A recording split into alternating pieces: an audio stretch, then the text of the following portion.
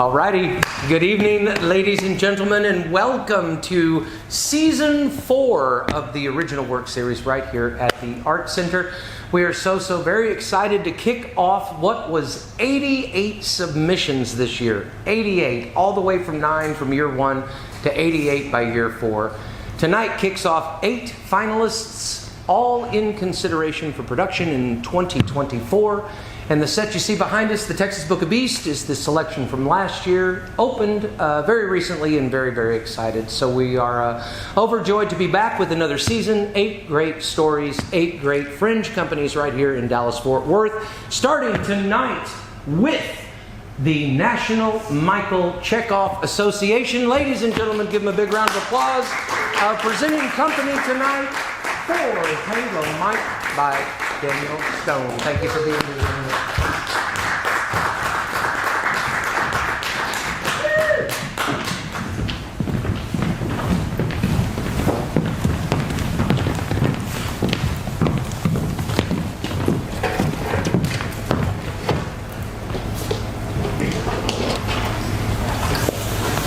Hello everyone, welcome to Tango Mike, Thanks Much by Daniel Stone. Directed by Mary Brewer, cast of characters: Ian Meade Moore as Mike Buddy McIntyre, Iraq veteran; Jennifer Kinser as Christy McIntyre, Buddy's wife; Taryn Harlow as Darcy McIntyre, 19 years, Buddy and Christy's daughter; Michael Carolla as Cooper McIntyre, Buddy's dad, Vietnam veteran. No age appropriate there. August Bailey as Megan, Iraq veteran and Army Reserve Staff Sergeant. J.R. Bradford as Jake Trigger, husband, Iraq, Afghanistan veteran. Ryan Ramirez as Carlos, 19 years, Darcy's friend. I am Lee Quick. Setting: all scenes take place in Buddy's backyard, located in Albany, Oregon. Time: Memorial Day, 2014. Act 1, Scene 1. Michael Buddy McIntyre, former Army National Guardsman, is alone in the dark. Sometimes I sit on the floor in my closet. I sit with my back against the wall, always in the same place. There I can feel the bottom of my daughter's old Girl Scouts shirt resting on the top of my head. I'm safe there. In the dark, no one can see me. No one can find me. It's quiet. Just me. I can feel the cool air rushing beneath the door. It cools my hands and feet as I make fists with my fingers and curl my toes tight, pulling at the carpet fibers. I pull until I've torn small, little, bald spots, revealing the rough, exposed binding. I pull and I grasp at the carpet, thinking that if I keep pulling, I can make it through to the floor. If I keep scratching, I could pull through the crawl space under the house. I pull my way through the musty slime and mud into the earth. Deeper I go like an Olympic swimmer, thrusting my body into a black void, far away from everyone and everything. Then without warning, I'm suspended by the rich, dark soil. Floating. I can't see. I can't move. I can't speak. Here there is no pain. There is nothing. I am nothing. Scene 2. Buddy's backyard is located in Albany, Oregon. It is rather unkempt. There is a sitting area made up of mismatched lawn chairs and a picnic table. On stage right, the back porch to the house is clearly seen. A wood planked fence with a gate extends the length of the yard to the back of a small carriage house on stage left.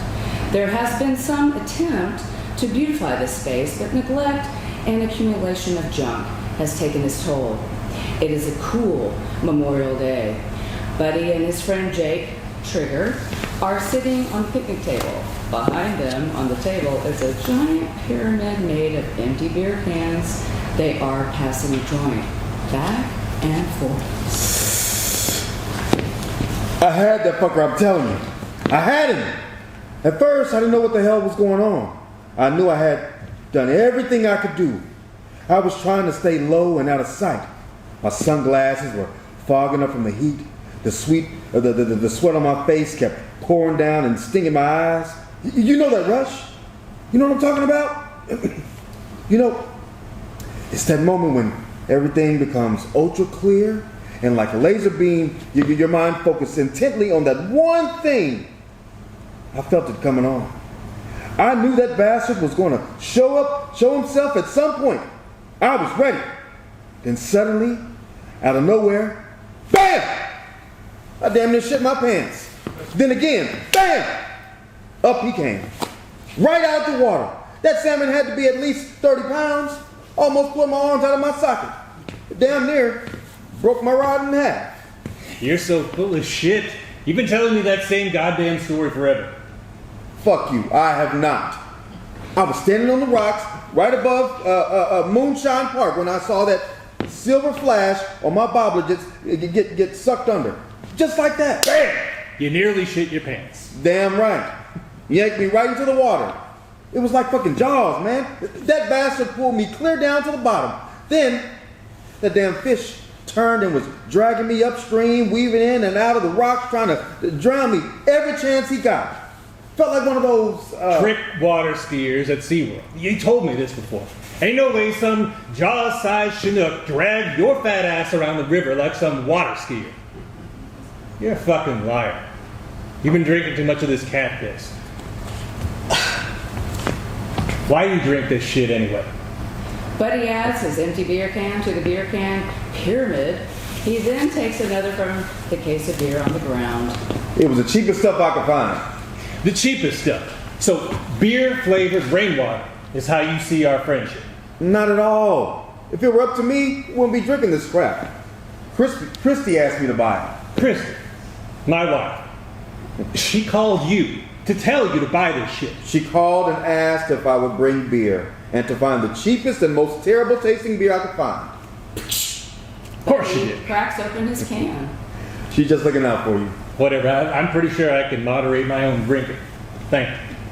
The neighbor's dogs start barking. Damn it! Here they go again. David! Would you shut those dogs up? Hey, take it easy. Fuck this shit. Ever since that asshole next door decided that they needed a couple of beagles to guard their house, I can't relax. Beagles? I didn't know they were guard dogs. They're not. They're a pain in my ass. Day and night they bark and howl.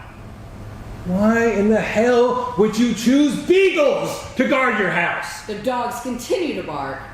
I don't know about guarding, but they make one hell of an alarm. Damn it! Shut up! Buddy crumples up his beer can and hurls it over the fence toward the sound of the dogs. At that moment, Chrissy and Megan enter through the fence. They are carrying bags of groceries. They stand there for a moment and watch. This is how my husband takes out the recycling. Buddy, you've got to stop doing that.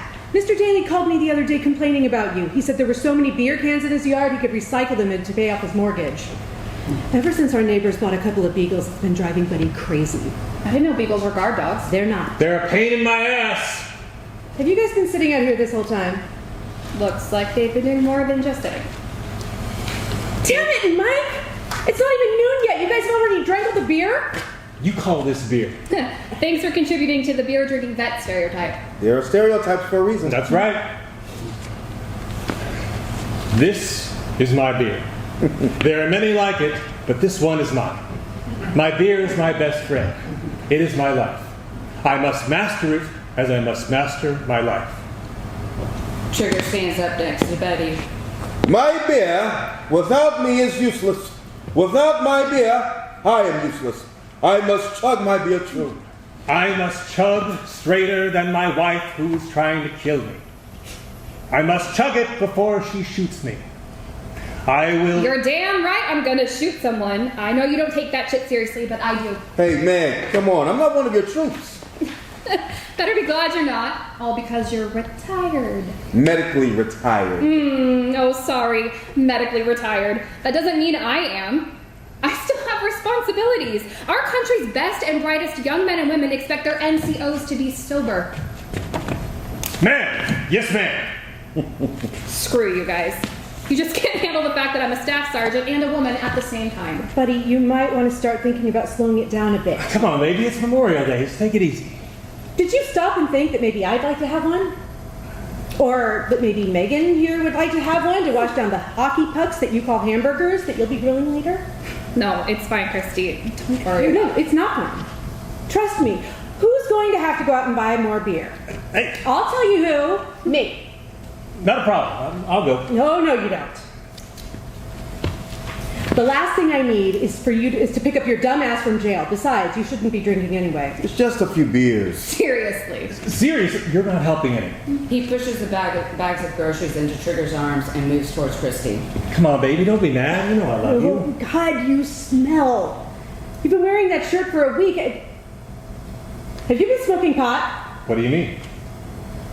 What are you looking at me for? Because ever since you get your medical marijuana card, you've turned into a walking smokestack. Hey, it helps with my PTSD. Bullshit. You just like to get high all the time. What? Think I'll put these away. He quickly exits to the house with the groceries. Megan follows close behind.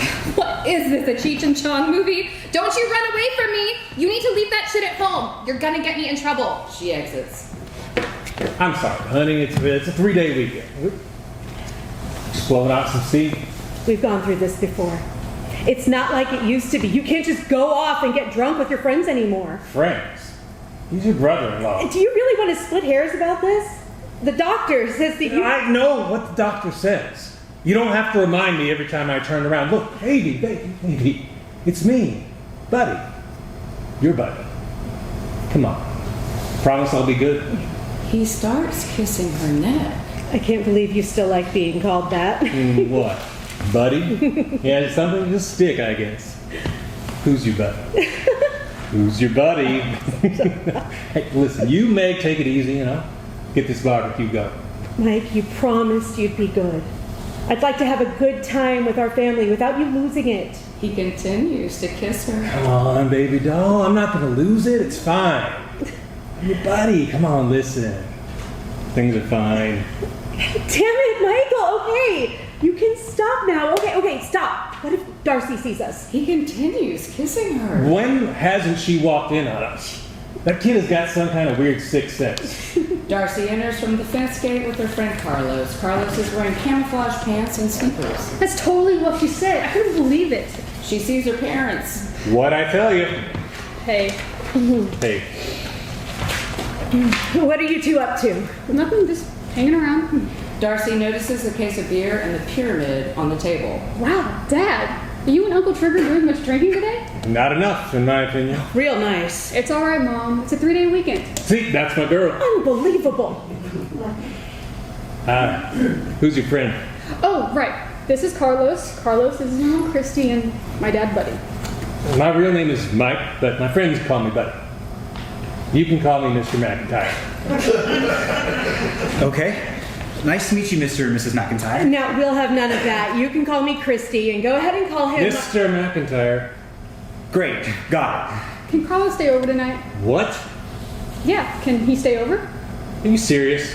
Buddy takes Darcy by the arm and drags her towards the carriage house. Are you kidding me? Would you let go? That hurts. He lets go. No, I'm not kidding. Would you stop it? You're embarrassing me. I'm not going to let you stay the night with some boy that I don't know. It's not like we're gonna do it or something. I'm 19, and if I was going to screw some guy, I sure as hell wouldn't bring him here. God knows I've had plenty of opportunities. Why would you say that? Christy crosses through the two of them. What's going on? He's watching. Dad thinks I'm some kind of slut. What? I didn't say that. You don't have to. If that's not it, then what is it? Oh, I get it. Maybe it's because he's Latino. Buddy? That's horse crap. I don't care what he is. Then he can stay. Good. No, wait, I didn't say that. Of course Carlos can stay. Your dad's gonna grill some burgers later. Cool. Carlos, you just make yourself right at home. Oh, thanks, Miss McIntyre. Christy, please. Okay, Miss Christie. Thank you. Carlos enters the house. Besides, Dad, he's gay. What are you worried about? Darcy exits the house. Wait a minute. I want that door left open. What's your problem? What do you mean, what's my problem? Our daughter wants to spend the night with some guy. Yeah, spend the night. Are you kidding? What's the big deal? She just wants her friend who isn't at all attracted to her to stay the night just like anyone else. You've got to leave her alone. It's great. She wants to have her friends over for once. Why do you think it is that she never asks her friends to come by? Why? It's because they're all scared of you. Scared of me. Every time any of them come around, you never say anything. All you do is scowl. What are they supposed to think? I don't mean to do that. I just get uptight around people I don't know. That's all. Well, that's not what it looks like. If you talk to them, you'd find out they're just normal kids and not insurgents. Come on now. You better stop this. Darcy's not going to want to hang around her here. I would much rather have my kid hanging around here and feel comfortable having her kids over, regardless if it's a boy or a girl. And one day she's going to grow up and you're going to want her to be around. And all she's going to remember is the way you behaved around her and her friends. I'm not going to lose our daughter because of whatever anxieties you may have, so just relax. Things are fine. I just worry about her. I worry about her safety. You got a funny way of showing it.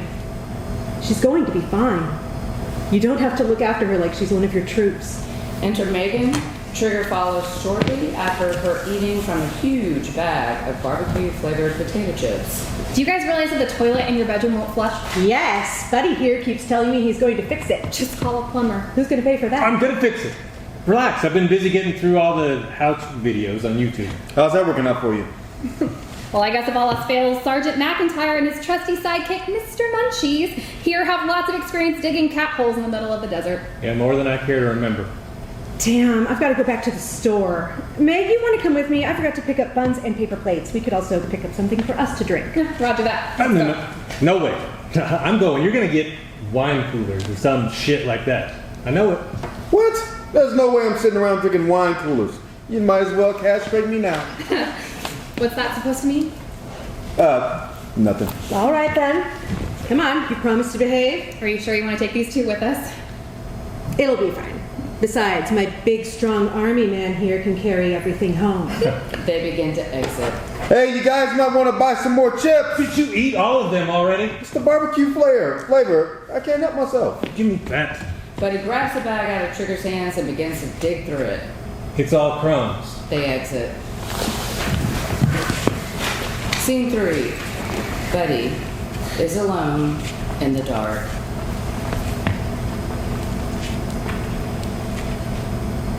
We were out on patrol. This time on foot. I remember getting hot. I could tell the guys were starting to feel the burn. The last thing I needed was to have someone passing out because of the heat. We needed to stop and hydrate. We came across an orchard of orange trees with what looked like some sort of irrigation ditch running along the east side of row after row of trees. I remember thinking, what the hell is this? I just couldn't process the fact that these people grew oranges out here. For whatever reason, I just couldn't associate orange trees and Iraq. We decided to take cover in this dried up ditch and rest for a bit. I remember sitting there in the shade, perfectly still. I could see the beams of sunlight through the branches and leaves being blown around by hot, dry air. For once, everyone seemed content. The private sitting next to me made doodle patterns in the dirt with the tip of his K-bar knife. It was one of those perfect moments that sticks with you. Then it happened. I felt that usual electric shock run up my spine into the base of my skull. It was that flash of energy that floods your body when something isn't right. I could tell it was happening to the rest of the guys. It was that feeling we'd all become far too accustomed to. The sound of footsteps and voices were here nearby, and of course, it set everyone off. Instinctively, we all take up defensive positions. Just like that. My perfect moment was shattered. Par for the course, I guess. Sounds get closer, the more focused we get, the more strong that electric surge rushes through our bodies. I decided to take a quick look. First, I couldn't see anything. Then, from nowhere, my eyes are met with another pair of eyes. We were just locked onto one another. All I could see was these intense brown eyes fixed on me. After what seemed like an eternity, my focus widened and I could see that all too familiar head dressing and gown. This woman on her way somewhere with a child. I could see the panic in her body as she pulled her small boy behind her. We didn't know what was going to happen next. Some of the people are so used to seeing us in our vehicles, it might have been strange for her to see us like this. I remember changing my posture and smiling at her. I nodded at her as if to tell her, it's okay. After a second, her hold of me changed and she nods back. She smiles and hurries her son quickly away. As soon as she was far enough away, we all look at each other and chuckle, knowing that we got off easy this time. Scene 4. Darcy and Carlos enter from the house. Carlos holds a game controller in his hand. You're just mad because I beat you. The only reason you beat me is because my controller kept dying. Oh, excuses. Where are the batteries? Oh, right here on my dad's radio. My dad likes to sit out here on the porch at night and listen to some show on the radio in the middle of the night that talks about UFOs and government conspiracy theories till 2 in the morning. Darcy begins to take the batteries from the radio. Hey, let's play Call of Duty. I can't while my dad's around. Why not? My dad doesn't like it. Makes him uptight. We could play it if we keep the volume down, I guess. My dad doesn't mind. As a matter of fact, he's got his own live account. He's on there all the time. He's not very good. He gets killed constantly and can never accomplish any of his missions. It's pretty pitiful. Get this. His profile name is Muffin Thumper 9000. Dude. Right? Nah, man, it's not like that with my dad at all. When I first got it, I asked him to play 2-player sabotage. He could never figure out the controls. I kept telling him, if you want to shoot your gun, you press the right trigger. If you want to change your weapon, you press the blue button. If you want to stab someone, press down on the right joystick. Throw your hand grenades by pressing the right bumper with your index finger and your smoke and stun grenades with the left. Remember to update your classes in between games. Make sure you adjust your perks to give yourself special abilities like Warlord, Ninja, Dual Wield, and shit like that. I mean, he'd get all stressed out trying to figure out which buttons to press when. You know how it is. It gets all fast and insane with explosions and gunshots. He was always looking down at the controller getting all confused. Then every time he looked up at the screen, there would be some guy sitting there and he'd get blown away like BAM! Dude, he'd start yelling at the screen. He'd yell shit like, you assholes don't know anything, this shit is fake. If I had you here in front of me, I'd show you what shooting someone is really like. He went off, man. It was crazy. I mean, get this. He throws the console out the front door and it smashes into pieces. Oh, that's insane. Right? Dude, that shit's crazy. Darcy sits at the picnic table and begins to take apart the radio to retrieve the batteries. It's alright. I mean, he felt bad and bought a brand new one the next day. Cooper McIntyre, Buddy's father, enters from the fence gate. He is wearing an old green Army field jacket, blue jeans, cowboy boots, and a dirty baseball cap. His appearance is dirty and unkempt. Darcy's attention is focused on the radio. Darcy? Hell of a way to get an upgrade, huh? Darcy. Maybe I should get pissed off at my car. Hey! Shit, what the fuck? You Darcy? I'm not telling you anything. Are you Darcy? I don't know who you are. You need to leave. No, listen. What are you doing in my yard? I'm gonna call the cops. You don't understand. Cooper moves towards Darcy. Darcy immediately pulls a handgun from under the picnic table and points it at Cooper. What the hell, dude? Where'd you get that? Holy shit! Hold on there, cowgirl. Put that thing away or I'll take it from you. I bet you he's one of those tweakers from down the street. Listen, dude, I don't care if you're some homeless, crazy meth addict. I'll splatter your brains out all over my yard. This gun is loaded with a full magazine of 45 caliber, 260 grain jacketed hollow points. I'll blow a hole in your head so big it'll take weeks for the police to pick all the little chunks of your skull out of the grass. So you might as well turn around and go back to your dumpster. I'm sorry to disappoint you, but I'm not a tweaker. I'm not homeless either. Well, not quite. My name is Cooper McIntyre. I'm your grandpa. You can call me Coop. Grandpa. Bullshit. She cocks the gun. I'm your daddy's dad. Anyone can say that. Carlos, call the police. My dad says we can't trust any of these guys. They're all friendly to your face, but all they want to do is steal shit to buy their drugs. Carlos pulls his cell phone. Wait, hold on a second. Wow, you're a chip off the old block. Look, I'll prove it. Now I'm going to reach into my pocket and grab my billfold. Don't shoot me. Cooper removes his wallet from his pocket. He retrieves a photograph. Look, this is a photo of you and your mom and dad. You guys were out at the Newport Aquarium. Your mom sent this to me. She sent a lot of photos of you guys over the years. It Darcy is. takes a closer look. She slowly drops the gun to her side and takes the photo. That's us. I remember that day. After that, we went to the sea lion caves. Man, that place stinks like shit. Still, you could have found us in the trash or something. If you're my grandpa, then what's my grandma's name? Her name is Brenda.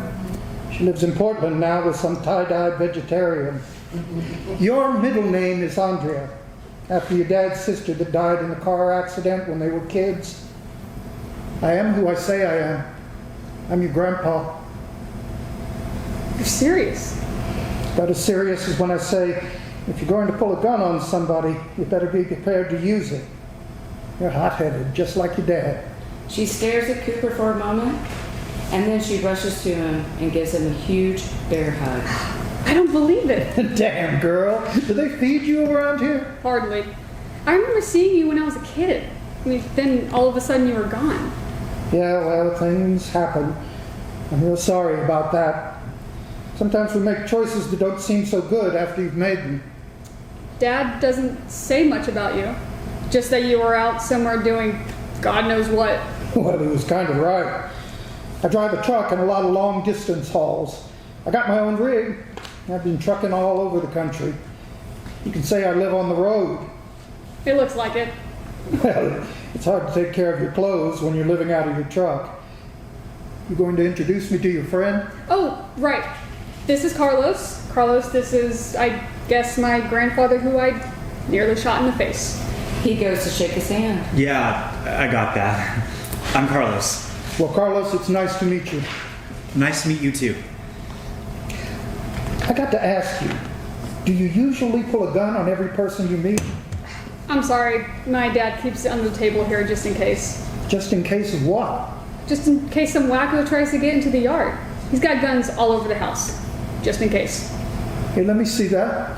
Darcy hands Cooper the handgun, making sure to check that it's been cleared and unloaded. She hands it to him, handle first. Thank you. Ah, yeah. Colt 45, 1911. Yeah, this is it. This is the one. I haven't seen this thing in years. What do you mean? This is my old sidearm. This is the one I carried with me on every tour in Vietnam. You fought in Vietnam? Tight. Did you kill anybody with it? Let's just say that this weapon has a lot of stories to tell. I gave it to your dad the day he shipped off to Iraq for the first time. Now he keeps it outside under a picnic table. Huh. Cool. I never knew that. You know how to use it?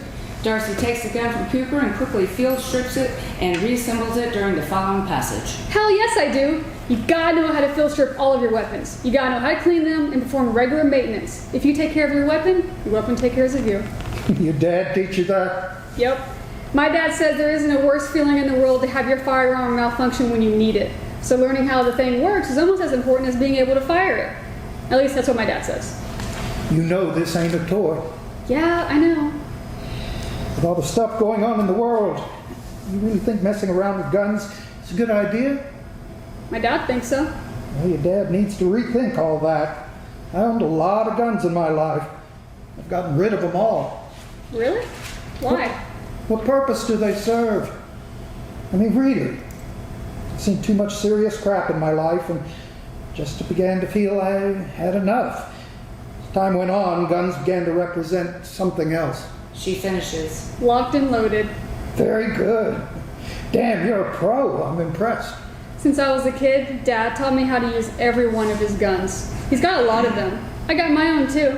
I got a .22 rifle when I was 8 and got a Browning 12 gauge when I turned 13. For my high school graduation gift last year, he gave me a Glock 19. Dad said to keep with me so I wouldn't get raped in some frat house when I go to college. No dollhouses or cheerleading for me, no sir. I was made to join the youth competition rifle team at the gun range. Hell, I killed and dressed my first buck when I was 9 years old. I'm sorry. Sorry? I think it's the shit. I was the best on my team. State sharpshooter champion 2 years in a row. Everyone in school knew it, and I didn't get picked on much. How many kids can say that they've loaded 223 shells into M4 magazines with their dad while watching Bugs Bunny reruns? We don't have any guns in our house. Mom is scared of them. She thinks that we'll find them and shoot the house and kill each other. She's probably right. There are too many people out there who own weapons like this who probably shouldn't. You know, there are people out there who have no experience or training who go out and buy this stuff because they think it's cool, or they buy into conspiracies and feel they can hide behind a weapon. You know what, let's put that thing away before you shoot your eye out, or worse yet, mine. Darcy returns the handgun to its hiding place. So what were you two doing before I showed up? We were looking for batteries for our controllers. What? Our game controller batteries are dead. My dad has a couple of AA batteries in his radio. Oh, I see. The gate opens and Buddy appears. Hey, what's going on here? What the hell is this? Dad? Why are you here? Just wanted to come by and say hi. Say hi. Are you serious? Christy, Megan, and Trigger from the fence gate. Trigger, that is the last time I go to Bi-Mart with you. You can't just grab the cashier's little walkie-talkie and call in an airstrike. Come in. This is Squad Alpha requesting airstrike. Armored target in Delta 6. You wanted to say hi. What does that mean? Coop, is that you? How have you been? My God, it has been such a long time. You look good. You've lost a lot of weight. Thanks, Christy. Let's just say I'm learning to walk the middle path, not eating crap and drinking so much anymore. Well, it's good to see you, Coop. You remember my sister Megan and her husband Jake? Well, of course I remember you, Meg. Good to see you again. It's been a long time. Jake, I don't think we've met. I'm Cooper. Good to meet you, Cooper. You can call me Trigger if you want. Everyone does. Megan and Trig got married about 5 years ago after he just got out of the army. Trigger? Okay. Trigger, good to meet you. So, you decided to show up because all of a sudden you become enlightened. Buddy. Carlos, let's go. No, stay. Honey, you go on. No, stay. You go have a good time. No need standing around here with us fuddy-duddies. Darcy, it's fine. You guys going in. All right, come on. Hey, you got those batteries? Yeah, right here. Darcy and Carlos exit through the house. Coop. You gonna stay? Buddy's gonna grill some burgers later. Yeah, stay. Hell yeah, stay. It'll be fun. Just make yourself comfortable. You can stay as long as you want. What can I get you? Well, I'd like to change my clothes if you don't mind. You don't plan on staying the night, do you? Buddy, if he wants to stay, then he can. Christy, don't worry about it. I would like to hang around for a couple of days. Do some catching up. I got my truck parked down the street a bit and I can bunk up in my sleeper. Are you sure? Wouldn't be the first time, to be honest. I sleep better in there anyway. Well, if you change your mind. You'll be fine. I'll be fine, darling. Thank you anyhow. I'll just go get my clothes. It's good to see you, son. He exits through the fence gate. Scene 5. Buddy is alone on stage in the darkness. It was all we could do to create some sort of normalcy or connection with home. I remember stray dogs everywhere. Every so often the guys would find a dog that would play with. It's funny. People here thought that we were weird for playing with dogs. To them, dogs were a filthy animal and were considered a nuisance. Guys would even catch these little tick-ridden hedgehogs and keep them in cardboard boxes. You'd see these things running across the road. Some guys would literally grab these creatures up so they wouldn't get run over. To be honest, I hated these things. I thought they were nasty. Near the end of our patrol, we came across a dog with a litter of puppies. You can't tell what kind they are because all the years of inbreeding. But these puppies, they were still cute nonetheless. You'd have thought these well-armed soldiers were a bunch of kindergartners at a petting zoo once they got their hands on these flea-bitten fur balls. After a few minutes of cuddle time, we had to go. I didn't like hanging around too much in one spot. After about a day or so, I found that one of the guys had taken a puppy back with us. I don't know how we got that one by me, but had to go. That was a hard one. You'd have thought I'd taken away a child's toy. They'd already given it a name, Shithead. Someone was a big fan of that Steve Martin movie, The Jerk, and I guess the dog in the movie was named Shithead. You gotta understand that these boys are in a place that is unlike anywhere they've ever been before. They may as well have been on Mars. So this dog was the one thing that made home a little closer. As you can guess, I was met with a mild amount of resistance when I said the mud had to go. So the next day I made sure the puppy was secured in the truck before we left. It took us about 30 minutes, but we found the spot where the dog napping occurred. Sure enough, there she was, our little shithead's mom with her other tiny gremlins. It's better that way.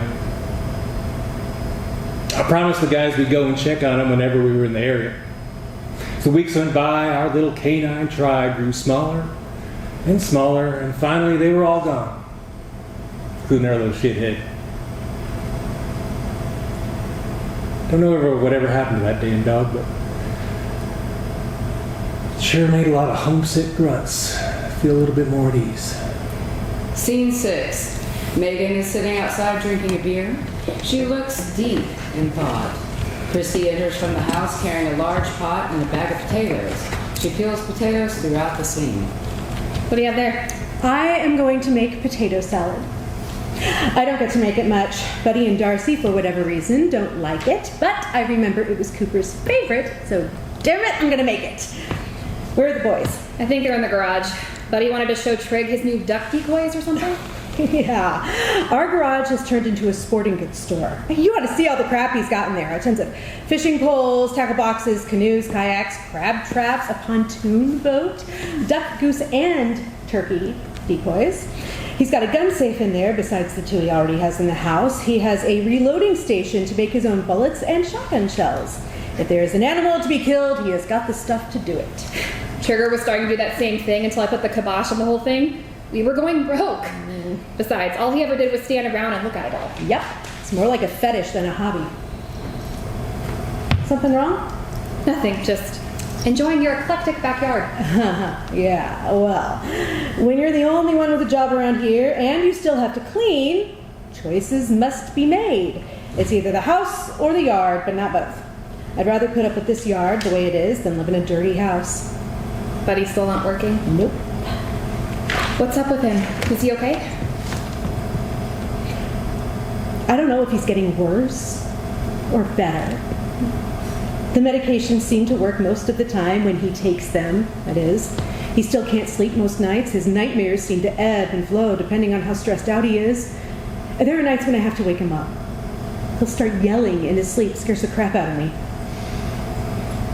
I'm sorry. He looks good though. I'm just saying. He looks the same to me. It's weird. Haven't had to deal a lot with that with Trigger, though he never saw the shit that Mike saw in deployment. Is he getting any better? Hard to tell. We don't know if there will be any kind of a full recovery. He goes to therapy, or at least he says he goes. For a while he stopped. He told me he was going until I intercepted a call from his doctor asking why he'd missed his session. I got curious. So one day I left for work early to find out what was going on. I drove home, I parked where he couldn't see me, and I watched him as he loaded up the truck with his fishing gear. I couldn't believe it. The bastard was going fishing, so I followed him. You know, he drove all the way to Sweet Home until he got to Wiley Park, just like right there before the dam, below it. and he parked his truck in the parking lot and just sat there. He rolled up the windows and moved over to the passenger seat and just sat there, staring. For an hour and a half, he sat motionless, staring out the window. And he started up the truck and headed back home before stopping off at the Dairy Mart to get a six-pack. This exact routine happened 3 times in a row. Every time he would pack his truck with all of his fishing gear, waders included, and go sit in a parking lot alone and stare at the river for 90 minutes and then go drink an entire 6-pack of beer. It's kind of scary. I know. Sometimes he would glare down at the seat next to him. I couldn't tell what he was looking at, though. Did you ask him? No. I was afraid to. One day it just stopped and he started going back to his appointments again. He's been going to therapy regularly ever since. Wow. Wow. That's right. It's really hard on him. He wants to work. He desperately wants to support us, but he's in so much pain physically and mentally, all this on top of his TBI. It's a mess. How's Darcy handling this? She's just like her dad. She won't say much, but I can tell it affects her to see her dad like this. Why wouldn't it? And Darcy really looks up to him, although there are times when Buddy isn't the best of fathers. He could be cold, distant, and uninterested, and forget about being affectionate. When we showed up, he had his hands all over you. That's only because he'd been drinking. That doesn't sound bad. That's only because he was drinking beer. Wait till he gets into the hard stuff. Trust me, it's not pretty. I can tolerate the beer sometimes, but when it comes to his old friends, Jim Beam, Johnny Walker, I draw the line, especially when he's on his meds. I'm trying to get him to stop drinking completely, so I declared this house a de-alcoholized zone where the use of hard liquor is strictly prohibited. Soon I'll enforce an embargo on beer if he's not careful. Cooper enters. He is now noticeably cleaner and is wearing a Hawaiian shirt and jeans. He is carrying a large rectangular box. Hey there. Hey, Coop. Wow, look at you. You like it? It's my Magnum PI look. Who? Magnum PI. Tom Selleck? Who? Sorry? Never mind. Is that what I think it is? You bet. I haven't had good homemade potato salad in years. Well, I think you're going to have more than you can eat. That's fine by me. My belt is a little loose anyway. What you got there? Oh, it's for Buddy. Is he around? He's in the garage with Trigger. They're in there looking at Buddy's toys. Will you mind if I join you two? I was going to grab something to drink. Do you guys want something? I'll take whatever you're having. Tea if you've got it. Not a problem. Christy exits the house. Megan, it's been a while. You still in the National Guard? Yep. How many years now? How's that going? Well, nothing's really changed. Still a man's world. No offense. None taken. I think it's great what you're doing. I couldn't begin to understand what it's like being in your shoes. I know how bad it gets when all that testosterone flying around. You have no idea. Well, I'm probably not a good one to talk to about this. Back when I served, the only females I remember were the nurses and the donut dollies. Lots of things have changed. I can only imagine what the guys I served with would have thought about female combat troops. It doesn't matter how much I train or how many qualifications I get. I'm still treated like I can't do my job because of my vagina. At that moment, Christy enters carrying a couple of beer bottles and a glass of iced tea. I'm gone for 2 minutes and you guys are already gossiping. She gives Megan a bottle and hands Cooper his glass of tea. Here you go, Coop. I didn't know if you wanted sugar or not, so I left it unsweetened. This is just fine, thanks. Christy sits and takes a drink. So, what's the gossip? Meg here was just telling me about military life. I was just saying that a woman has to work 10 times as hard as a man to prove themselves worthy to do shit in the same pot. Yeah, well, what's new?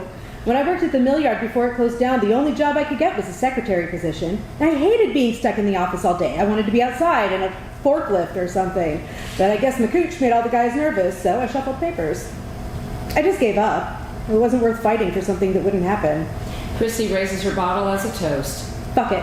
Megan finishes the toast. Fuck it. They chug their beers. Well? I don't know, I don't have a vagina. Oh, really? I didn't catch that. Fuck it. Fuck it. They drink. Christy, I'm sorry to hear that Buddy's not taking you to counseling. Yeah, you and me both. You know, I've talked to every counselor and shrink out there. Seems like you guys today have far more support than we ever did. I was spit on leaving the airport in San Francisco. Spit on. Here I am coming home back to my country after having been shot at and witnessing my friends being killed, only to be spat on by people who were so far removed from reality. I didn't give orders, I took orders. I couldn't comprehend that. Back then there was no such thing as post-traumatic stress disorder. And at first I didn't realize that there was something wrong with me up here. Man, you didn't dare to say that you were hurting on the inside, out of fear that you would be ridiculed and made fun of. And when I tried to talk about it, I was made to feel that I was weak, told to stop acting like a girl. Sorry. They'd say, suck it up, stop your bitching. What are you, some kind of puss? I'm sorry. I think you know what I mean. So I stopped talking, coped with it the only way I knew how, bury it deep. I wanted to be as far away from people as I could. First it was a lot of drinking, a lot of coke, a lot of grass, and don't recommend that. Got into a lot of fights over stupid shit. Broke a lot of shit. I tried to distance myself from everything, including my family. So feeling anger is a bit of an understatement. You can see how that worked out. Christy remembers. Sometimes I feel like anger is taking control of my entire body. Most times I don't even know why I'm upset. Get this.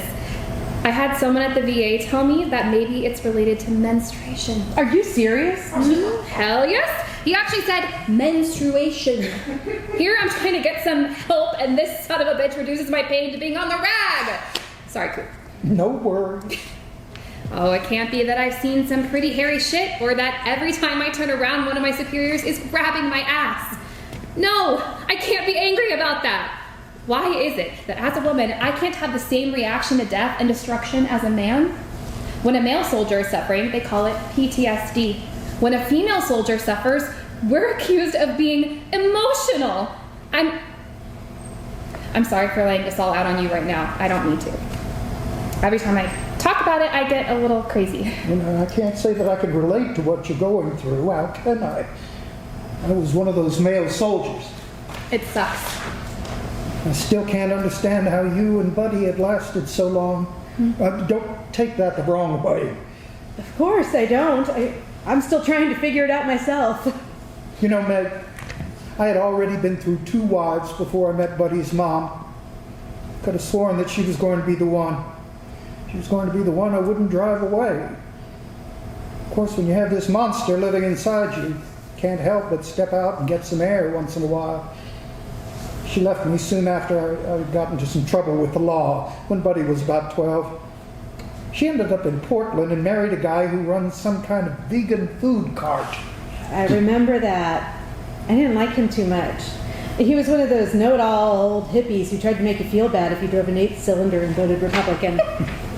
Any bar fights or smashed mirrors? No, nothing that dramatic. You know, it's funny to hear you say you didn't realize that there was something wrong. I didn't either. But there was definitely something wrong. You don't know what you don't know, I guess. I remember coming back home after being on deployment for the first time. I went to a party with some friends of mine from high school, and I remember standing in the middle of some crowded living room, completely numb. I felt like I was in some kind of haze. Faces of friends talking to me, but I couldn't make sense of what they were saying above the sound of my own agitation. The music was loud, so loud. On top of that, the constant static of people talking and wanting your attention made me snap. I felt so completely overwhelmed. I got physically sick. I ran into the bathroom and threw up. I stood there wiping the vomit off my chin when I got a glance at myself in the mirror, and I didn't see myself. I wasn't there anymore. The woman standing glaring back at me was a stranger. I felt sorry for her. I could see the pain and surprise in her eyes as she realized I was looking straight back at her. It was then when I realized that I was different. I wasn't the same Megan. I didn't know who I was. I've learned that there are different sides of me trying to coexist. And I'd like this new Megan to be honest to herself and not candy coat her experiences. Every now and then I catch a glimpse of her watching me in the reflection of Trigger's eyes or gazing at me in a rearview mirror. Hey, I didn't know. Would you like me to go? Do you need anything? Sorry, I don't mean to get all emotional about this. No, Coop. Don't worry. I'm sorry. You okay? Yeah, thanks. I knew things were different, but I didn't realize. I didn't want you to worry about me. I'm just so tired. I'm tired of it all. I joined the military because I thought I could make a difference. And I just feel I'm ignored and looked down on because I'm a woman. I'm sorry. What are you sorry For being like this. I need to suck it up and compartmentalize all of this. Screw that. You shouldn't apologize for anything. He's right. This isn't your fault. I'm sorry, I didn't realize you were going through this. I should have seen this. I guess I've just always seen you as my little sister who hasn't a care in the world. My little Maggie. Chrissy gives her sister a suffocating hug. Buddy and Trigger enter from the garage. Buddy is carrying a bag of charcoal. Trigger is holding 3 duck decoys, 2 under each arm and 1 in his hands. It got all quiet and then, bam, bam! Damn near shit my pants. Why is it all your stories involve you shitting your pants? Yeah, it's gross. What are you carrying? What does it look like? They're duck decoys. It's a bit early for duck season, isn't it? It is. Buddy said I could take them home. Oh, no, you don't. You've already got a million of these things, and I can't remember the last time you went duck hunting. What are you talking about? I have a bunch of goose and turkey decoys. I don't have any duck. There's a difference. So, he spent $1,800 that we don't have to buy an annual membership to one of the private hunting clubs last year. You know how many times he went? Once. We were saving that money to make a down payment on a new truck. All we have to show for it now is a scrawny goose carcass in our freezer covered with frostbite. I'm just gonna put these in the car. He exits through the fence gate. I think you hurt his feelings. Crap. Of course I did. Megan goes after her husband. Buddy starts to clean up the barbecue grill. Neighbors' dogs start barking. Trigger. Hey, Jake, I'm sorry. You can have your rubber duckies. Hold on, wait for me. They're quite a couple. I think they're cute. Why do they call him Trigger? Buddy? Buddy continues to clean up the grill. Tell him, buddy. Buddy continues his cleaning. Would you cut it out? I know you can hear me. You're being rude. You're stubborn as an old mule. Would you say something? Fine. He got that name in the service. As a joke, someone had taken the firing pin out of his M4. When you take the firing pin out of a weapon, it won't fire, but I guess I don't have to tell you that. They were training at the range when this went down. He goes to fire his weapon and nothing happens. Tries it again, nothing happens. Buddy's demeanor begins to loosen up as he begins to tell him the story. So when there's some kind of malfunction with a rifle, we have to go through a procedure called sports. First, you S, slap on the magazine. P, pull the charging handle. O, observe for an ejection of a round. R, release the charging handle. T, tap on the forward assist. And then finally S, squeeze the trigger. Of course, you know that too. I guess he went through this procedure over and over again. He didn't realize everyone was watching. So after about the 5th or 6th time, he stops to see everyone's watching him and he says, "Must be the trigger." The dogs start barking again. Damn these dogs. Buddy pulls out his cell phone and starts dialing. Them dogs drive me nuts. Hello, Daly, it's Buddy. Would you get a handle on those dogs? We're trying to have a cookout and your dogs are driving me up the wall. Oh, really? I'll just be right over and we can take care of this face to face. He slams down the phone and heads towards the fence gate. God damn that asshole, I've had it. Christy quickly stops Betty from leaving. Hey, would you calm down? Would you please just not start a scene? For God's sake, your dad, who you haven't seen in years, is here. He'd do the same thing. He's right. There was a time in my life when I would have jumped that fence and rubbed the guy's face in his own dog crap. But that was a different time. Hey, just relax. Stop telling me to relax. Yeah, but let's just get those burgers. You need to stay out of this, Mr. Kumbaya. Who are you anyway? Why is it you can just roll in here and start giving me orders? I'm not giving you orders. I'm just saying that we should have a good time and not let things get out of control. Out of control? Look who's talking. You're the master of out of control. You want to reminisce about old times? All right, how about the time when I was a kid and wore your field jacket at school and came home with the chest pocket torn off? I was so proud to wear that jacket. I liked the way it made me feel. I wore it and I felt powerful. Then Billy Perkins started making fun of me and said that his dad calls you a baby killer. Come on, buddy. That was a long time ago. No. So we got into it. He pinned me to the floor and started wailing on me. That's when he ripped it.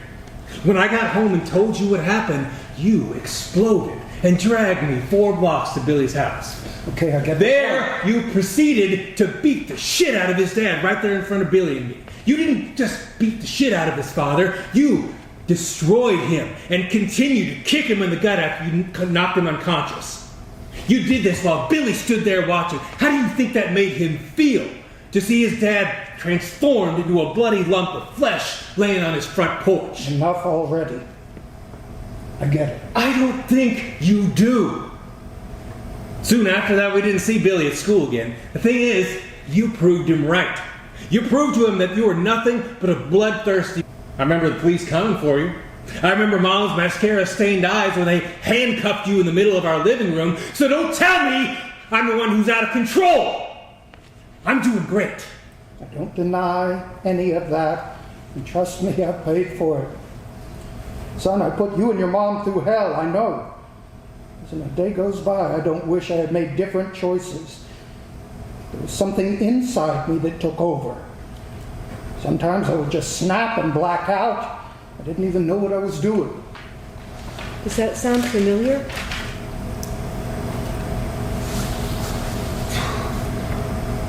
All right. Sorry. It's okay, son. I know I wasn't talking to you. I've been where you are, and we...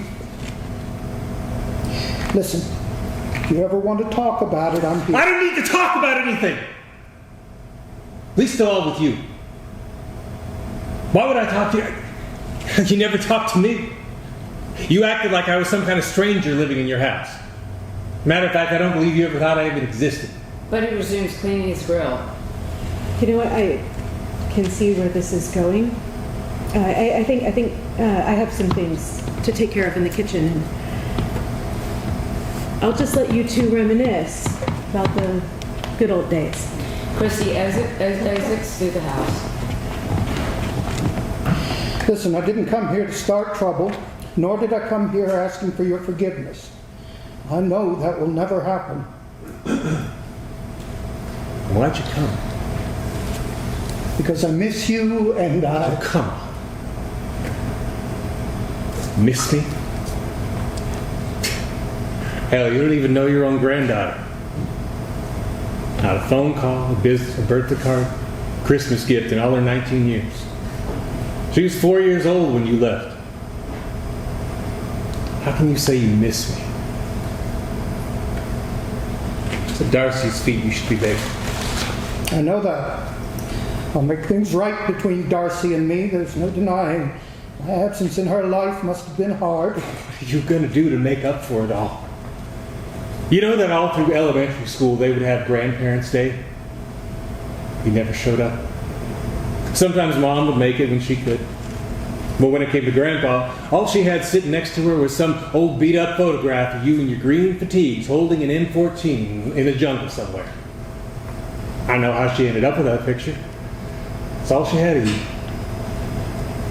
You were like some sort of mythological Greek hero with superpowers. She'd always tell people that you were out there fighting bad guys to keep her safe. Of course, when she got older, all that kind of faded away. She slowly realized that you were never coming around. She stopped talking about you, and that photo was never seen again. So unless you got some sort of time machine or magical chariot, you got a long road to hoe. I don't know what to say to that. I knew this wouldn't be easy. So far, Darcy seems to be fine with me. She gave me a big hug when she realized who I was. That's because she doesn't know any better. We protected her from the truth. Now, you can stay here for a while. Hell, make yourself at home. But don't think that your sudden appearance is going to change anything around here. No, son, that's fine. You don't owe me anything. I see you still got my 1911. I do. How'd you know that? Darcy pulled it on me when I came into the yard. She thought I was some kind of tweaker. Good girl. Buddy begins to reassemble the grates on his grill. So you keep that gun under the picnic table? Yep, I do. You know that's a classic Colt 45 1911? Yep, I do. You know that's the sidearm I wore in Vietnam? Yep, I do. You remember you gave it to me when I went on my first deployment to Iraq. Yep, I do. You know, it's not a good idea to store a loaded firearm outside in the elements. Yep, I do. So why do you? I think it's a good place for it. I know it's there, but it's out of my sight. Hopefully one day I'll forget about it. I see. Well, in any case, thanks for letting me be around for a bit. I've been on the road a long time. It's nice to not have to sleep at a truck stop for once. Cooper starts to exit through the house. Where are you going? I'm going to see if I can live up to some of those myths. Cooper passes Christy on his way in. Christy, I can't wait to dig into that potato salad. Darcy in there? Yep, she and Carlos are in the living room playing video games, saving the world from communist oppression. I've done that before. Cooper exits through the house. You okay? Yeah, I'm fine. He seems to think he's going to work some kind of miracle with Darcy and me. Let me remind you that you haven't always been the best father either. This isn't about me. Oh, I think it's more about you than you think. When I look at Cooper, I see you. I see a man who is suffering. I see a man who has experienced a lot of crazy shit that no one should have to go through. You're lucky I understand this. There are people who don't. I think it's a good thing he's here, and maybe you can have a chance to work some things out. I think you should give him a chance. More importantly, you need to give yourself a chance. I gotta go get the lighter fluid. That's all you got to say. After all this, that is all you have to say. If you want burgers, I gotta go get the cold started. All right. I guess you'll just handle this your own way. If you're going to start the coals, though, I wish you wouldn't use that lighter fluid stuff. It makes the meat taste like a dirty Zippo lighter. Well, why don't you use the charcoal funnel thing that I bought? I hate using it. I always end up burning my hand on the damn thing. Besides, lighter fluid's more exciting. Maybe I'll catch on fire, and you won't have to deal with me anymore. He slams the door. Scene 7. Buddy is alone on stage in the darkness.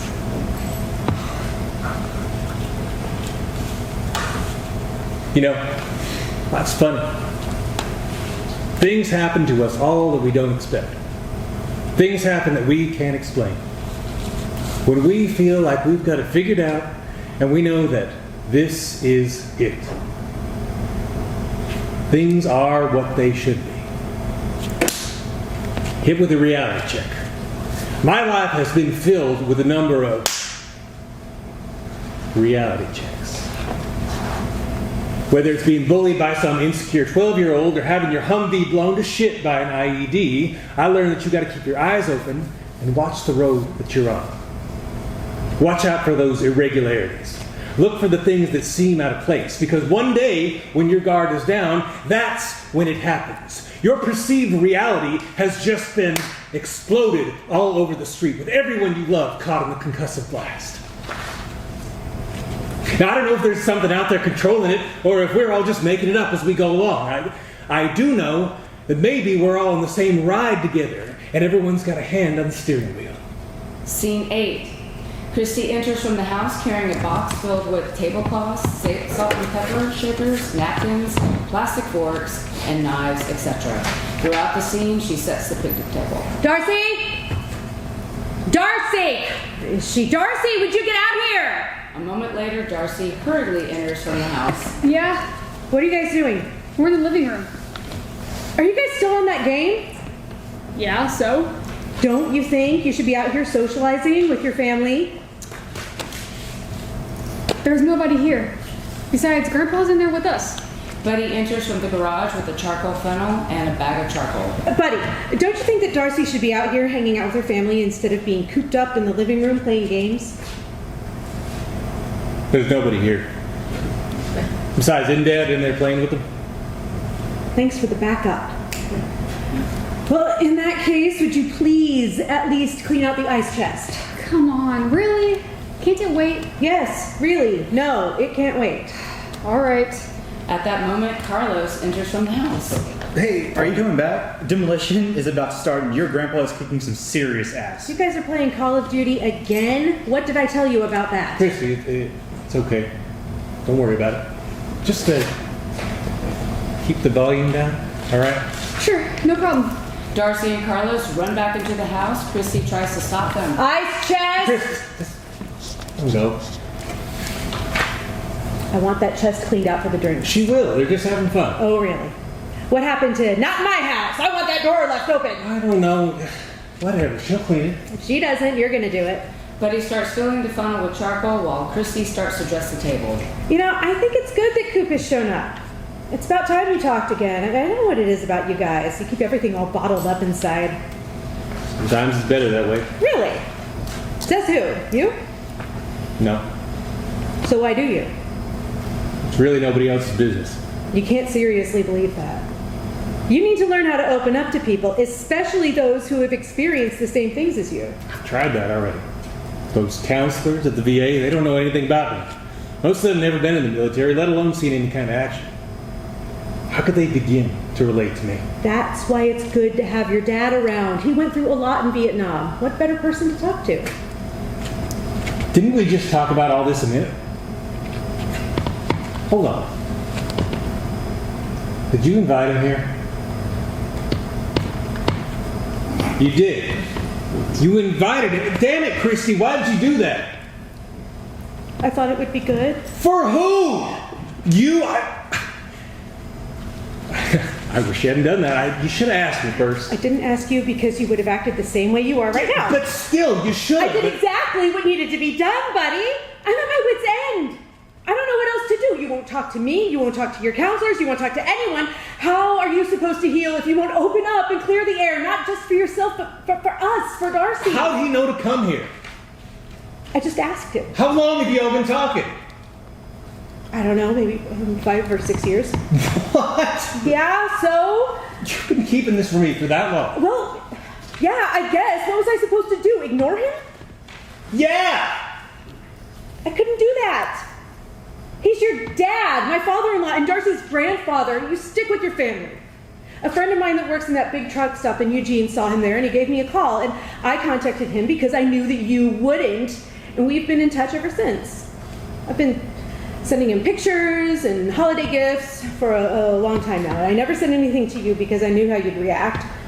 I never said anything to Darcy either because I knew she'd say something to you, so I kept quiet until the time was right. Oh, so I guess the time is right. I guess so. He's not the same Cooper anymore. He's different. I think he's Buddhist or something. What did he tell me? Right? Holding on to anger is like drinking poison and expecting the other person to die. I don't know what the hell that means, but he's different. Great. He's a Buddhist truck driver. Look, your dad seems to have worked stuff out. He's different. Please, just Give him a chance. I'll make it worth your while. She whispers in his ear, but he obviously becomes embarrassed. Okay, stop, really? Really? Remember, you promised. You know I'm good for it. She kisses his cheek. Megan and Trigger enter from the fence gate. Trigger is carrying a grocery bag filled with hamburger buns. Betty tries to light his charcoal funnel. We're back. Oh, thank you for doing that. I can't believe I forgot to pick up the buns while we were at the store. You bet. Although Colonel Klutz here left them on top of the car, they blew off and got run over by some dude on a moped. Trigger hands the bag to Christy. Don't worry. Only half of them got a little squash. Christy looks into the A bag. little? They look like pancakes rather than hamburger buns. Pancake burgers. Damn, that sounds good. Look, it's the new chicken and waffles. Put some syrup on that shit. Where'd you grow up?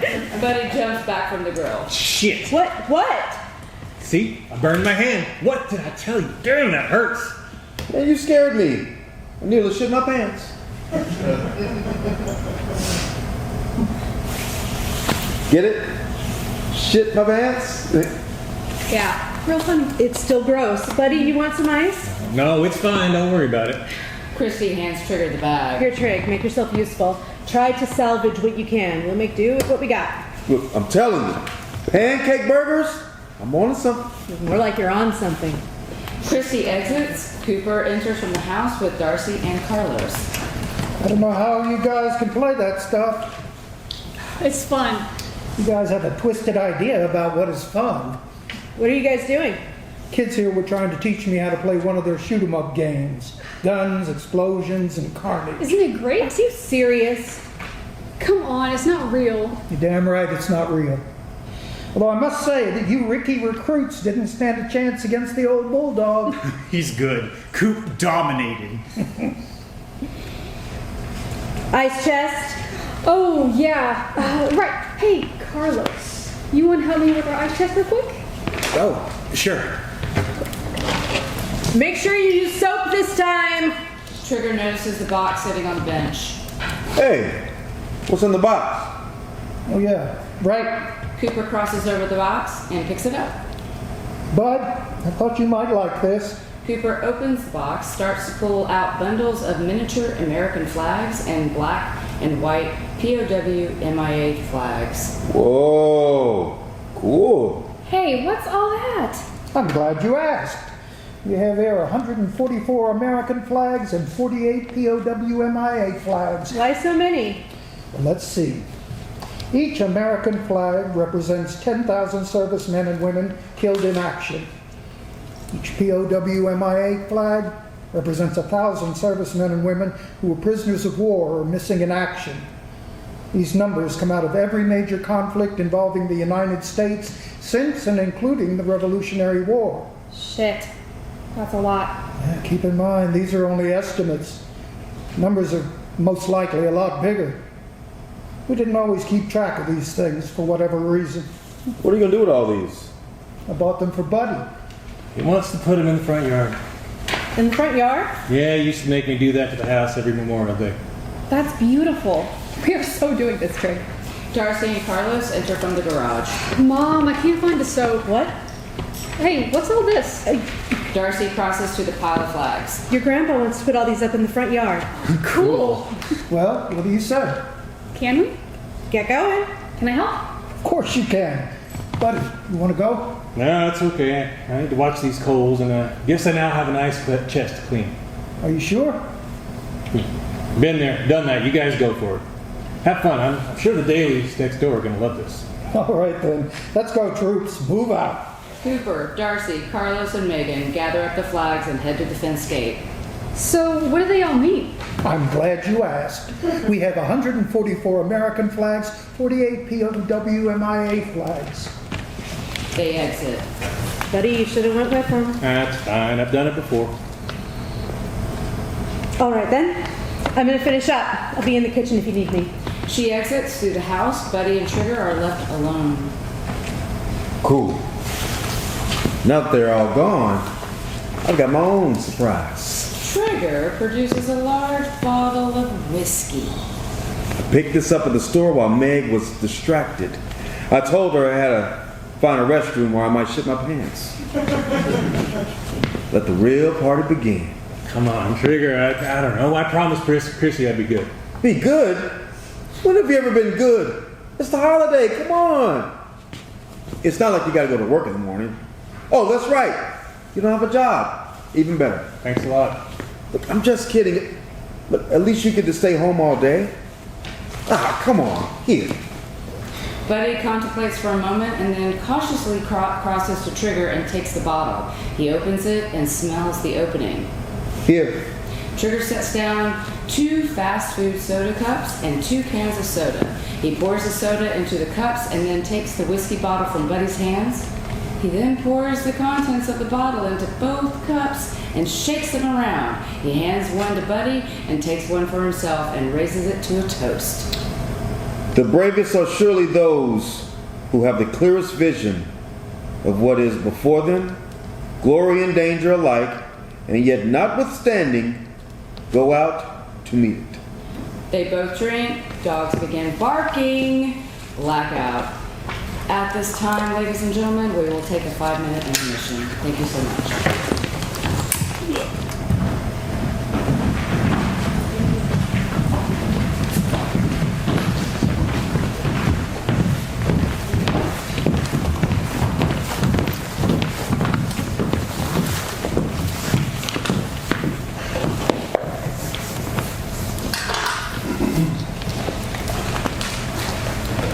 Act 2, Scene 1. Buddy's alone on stage in the darkness. We just got home from Iraq. Hadn't been 6 months when I got the call. I've been watching the news and following what was happening in New Orleans. I kept thinking, Katrina. It's a strange name for a hurricane. Could never imagine something named Katrina causing so much damage. Equally, I couldn't have imagined that we'd ever be called to go to there. But we were. Voice from the Armory tells us to report with all my equipment, plus 30 days of meds and 10 days worth of personal hygiene product. I'm off. I'd gone from the dry Iraqi desert to the humid wetlands of New Orleans in less than 6 months. Shit. I did 2 tours in Iraq and was nowhere near being prepared for what I experienced in the lower 9th Ward in St. Bernard's Parish. The entire area was evacuated. There wasn't a single living human being in our sector. It was as if all the people were sucked out of the place. It's more surreal than being in a combat zone. I remember we'd set up base in some empty high school. Teachers or someone had taken all their valuable equipment and packed it all into elevators and shut them down between floors to protect it all from looters. Outside, the ground everywhere was covered thick with mud, but not just any mud. The massive amounts of flooding caused the ground to absorb chemicals, sewage, and waste from homes, factories, businesses. That mud was a toxic cesspool. And what emerged from this poison soup were giant tadpole-looking creatures. You could see them squirming and turning just below the surface of this putrid filth. We did everything we could to stay out of that crap and in our vehicles, but that wasn't the worst by far. Recovering dead bodies that littered the streets. That was unbelievable. Over and over, we'd find people who had tied themselves to structures so as not to be blown away by the hurricane, only to be drowned themselves when the levee broke. Flooding happened so quickly that these people didn't have time to release themselves. They were trapped. Most of the people we found were still wearing the clothes that they had worn to bed that night. Once we found a body, we had to sit with it till the guys in the white vans came to collect it. Often we would see the great white caravan, a wagon train of white unmarked vans that would weave in and out of the city streets like some enormous motorized snake. A snake collecting the dead bodies that were scattered around like dandelion seeds, blown in the wind. Scene 2. It is evening. Everyone is sitting around the picnic table eating. Buddy is at the grill cooking burgers as he nurses his soda cup. Damn, Christy, this potato salad is just how I remember it. Mind if I get some more? Go right ahead. Anybody else want another burger? No, I'll have one. How about you, Meg? No, fine with the potato salad. Hell, more for me. Deal me in. You've already had 3. Hell yeah. These are great. Are they free-range beef? I think you mean free-range chicken and grass-fed beef? No, I'm pretty sure it's free-range beef. I think Megan is right. Free-range chickens. Mom, wouldn't it be the same? I mean, the chickens are free to roam around a chicken farm and eat whatever. I'm sure they would be eating grass along with everything else out on the range. Now, if the cows are free to roam around to eat grass, wouldn't they be out on the range just like the chickens? What? That makes no sense. You should stick with shooting animals and not raising them. No, there's a difference. The chickens are... Wait, Darcy, I don't follow. I'm saying that if the chickens are free to... Whoa, I'm confused. Are we eating chicken or beef? I'm looking at the package, I would say neither. Are these those frozen patties? Yeah, Those things are filled with nitrates and other shit. they were on sale at the grocery outlet. Trigger stuffs his mouth with a burger. Nice. Real gourmet shit. Have you ever had turkey burgers? Turkey? They say it's a healthy alternative to beef burgers. My mom tries to push those on us sometimes. She tries to tell us they're beef, but we can tell they're not. They taste like cat. When was the last time you ate cat? I haven't. I'm just saying that turkey burgers taste like what I think a cat would taste like if I were to eat one.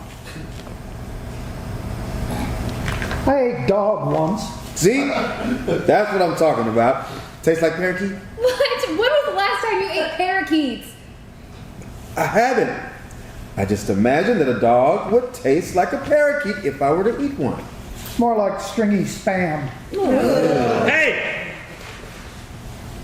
It's just a hamburger. Doesn't matter if it's free-range, grass-fed, organic, nitrate-free, or ground hooves and assholes. It's just a burger. Meat, cheese, lettuce, tomato, ketchup, and mustard between 2 buns. That's it.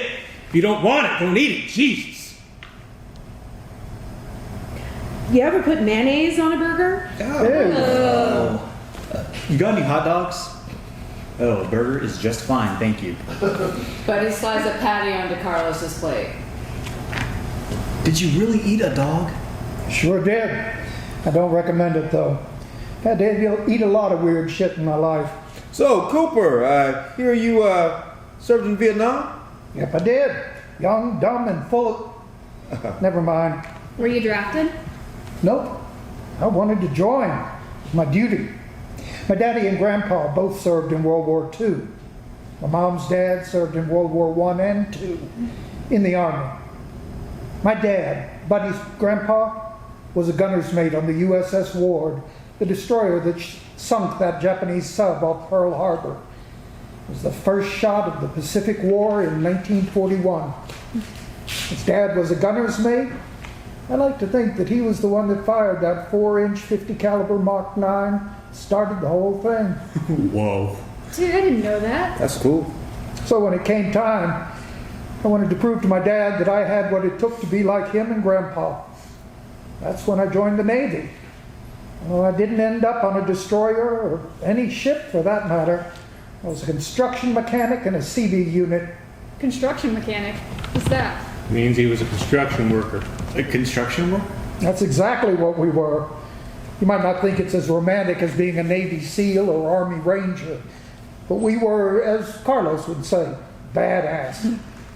Who do you think built all those bases, roads, airstrips in the middle of nowhere in the jungle? Did you ever fight anyone? Darcy. Spy. You have any idea what it's like to go into a hostile environment, to construct a forward base camp? Let me tell you, those people didn't want us there, roaming around, much less building structures and roads in the jungle. It's needless to say, we were always under some kind of threat, especially working in the forward positions. We'd work continuously, even through the night. Nighttime was the worst. Seemed like that was when we endured most of the attacks. We'd build it, they'd destroy it. We'd build it again. So yes, I've seen my share of fighting, and I've seen my share of the dead. I've seen things that no one should have to. Now, I know you guys like to play those war games on your TV. That's all well and good. To be honest, it's kind of fun, but make no mistake.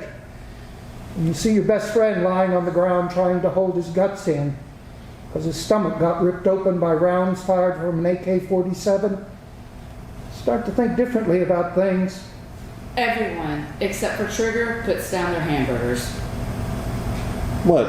You guys groped out or something? Now that we've been watching the History Channel for the past hour, maybe we can change the station. You're being an ass. Saying I've heard all these stories before. Blah, blah, blah. Real nice, Dad. Hey, you all know why everyone calls Mike here Buddy? Come on, not this crap. It was when he was in the Cub Scouts for the first time. Isn't that right, Mike? I don't know. It was. Mike was so excited about being in the Cub Scouts. He loved wearing that blue uniform, the yellow neckerchief. Didn't you, Mikey? No. Man, he kept that thing clean, folded up. All his other clothes were piled on the floor or kicked under his bed. That uniform was always hung neatly behind his bedroom door. He loved being a scout. Huh, Mike? Something like that. Mm-hmm. He was so eager to do everything in his scout book. He was always helping the other scouts that weren't so motivated. If some kid needed help tying a bowline, he was there.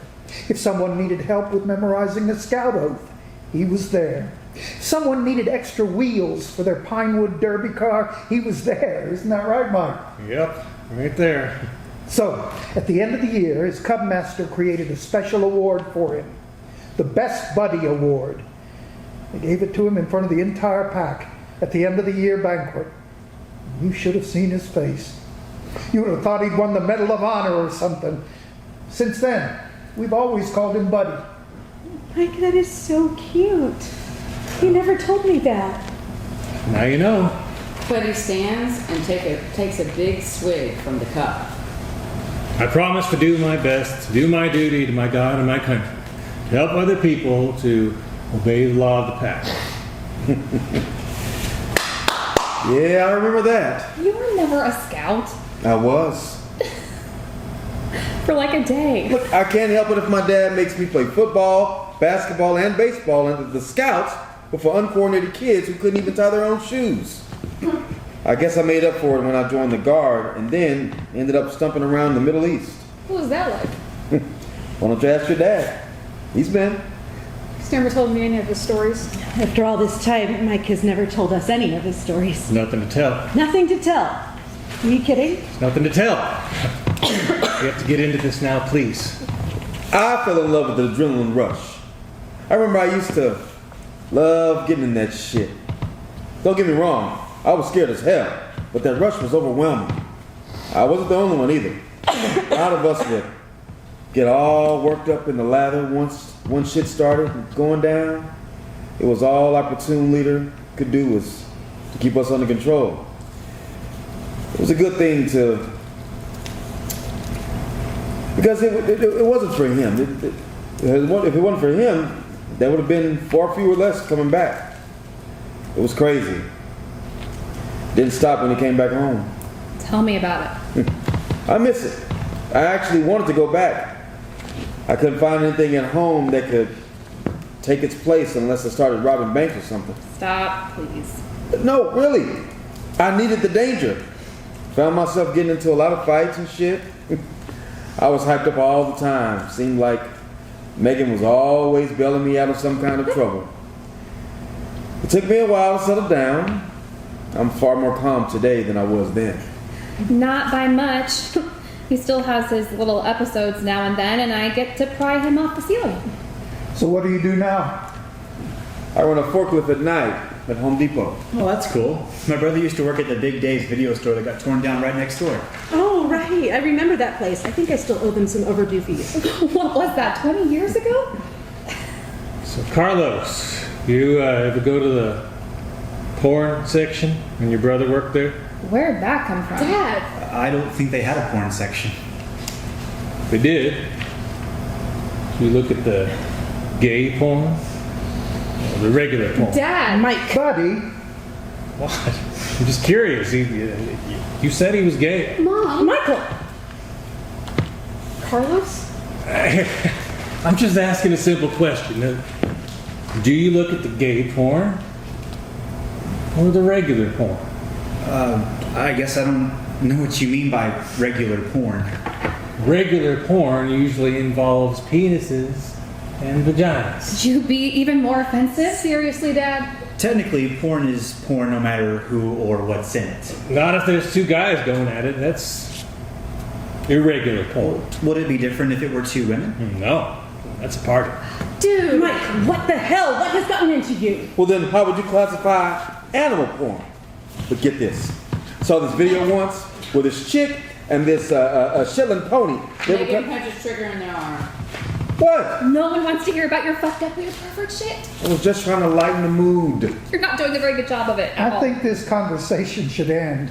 Buddy, this is totally You inappropriate. think? Hey man, why are you watching animal porn anyway? Hey, Carlos, let's get out of here. My dad is obviously somewhere else.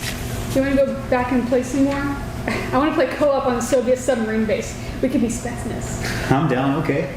Carlos gets up and crosses with Darcy toward the house.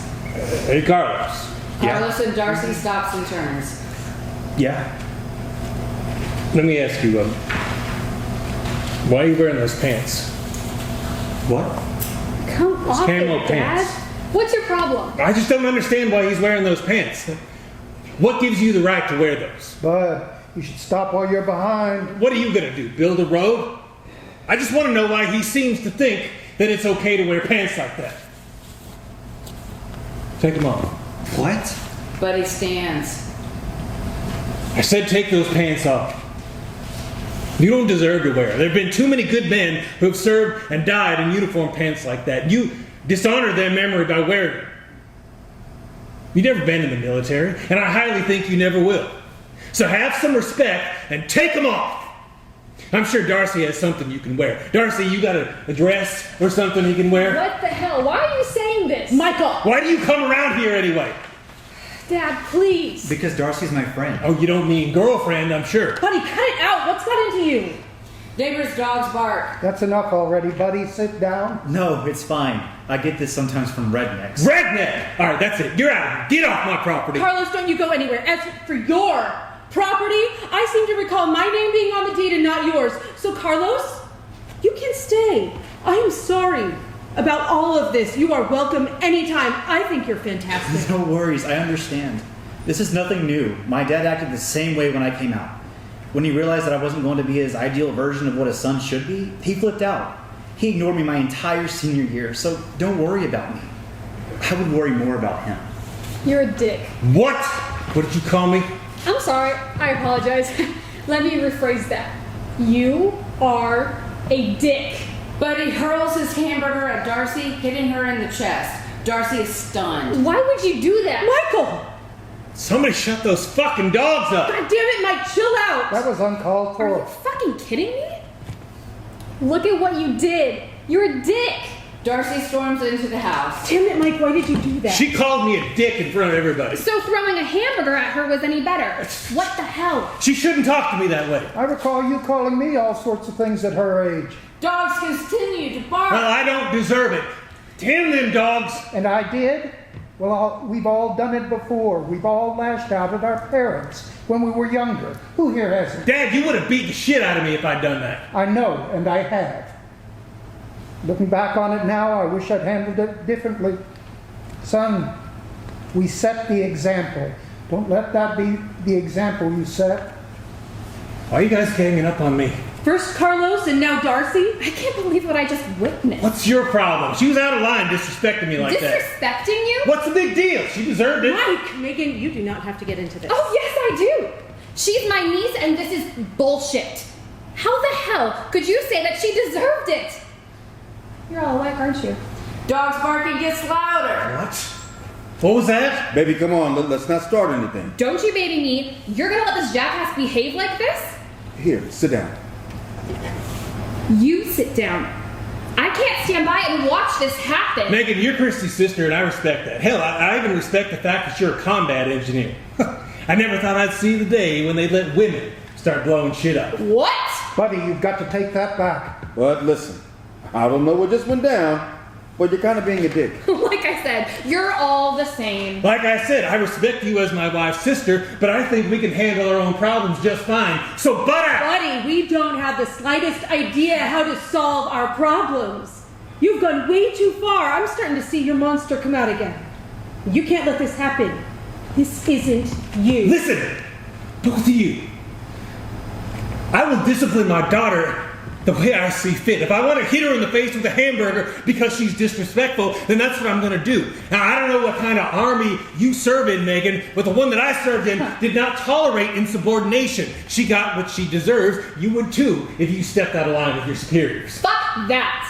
You don't have any idea what you're saying. I'm sick of hearing your tired ass complain about women in the military. Okay? I'm gonna tell you something. Are you listening? I'm gonna tell you something.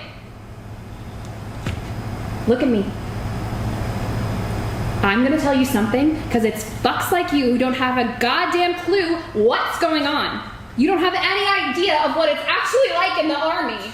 Buddy turns and starts for the garage. Don't you fucking turn on me. Megan hurls a burger at his head. Hey, Mike, stop! Yeah, we all know what a war hero you are. We all know what the great adventures of Michael Buddy McIntyre, the great American war hero. You know what, Megan? This calls for a drink. It just so happens that our good friend General Jake here has got a bottle of Tennessee's finest in his pack. Buddy grabs Trigger's backpack and retrieves a large, near-empty bottle of whiskey.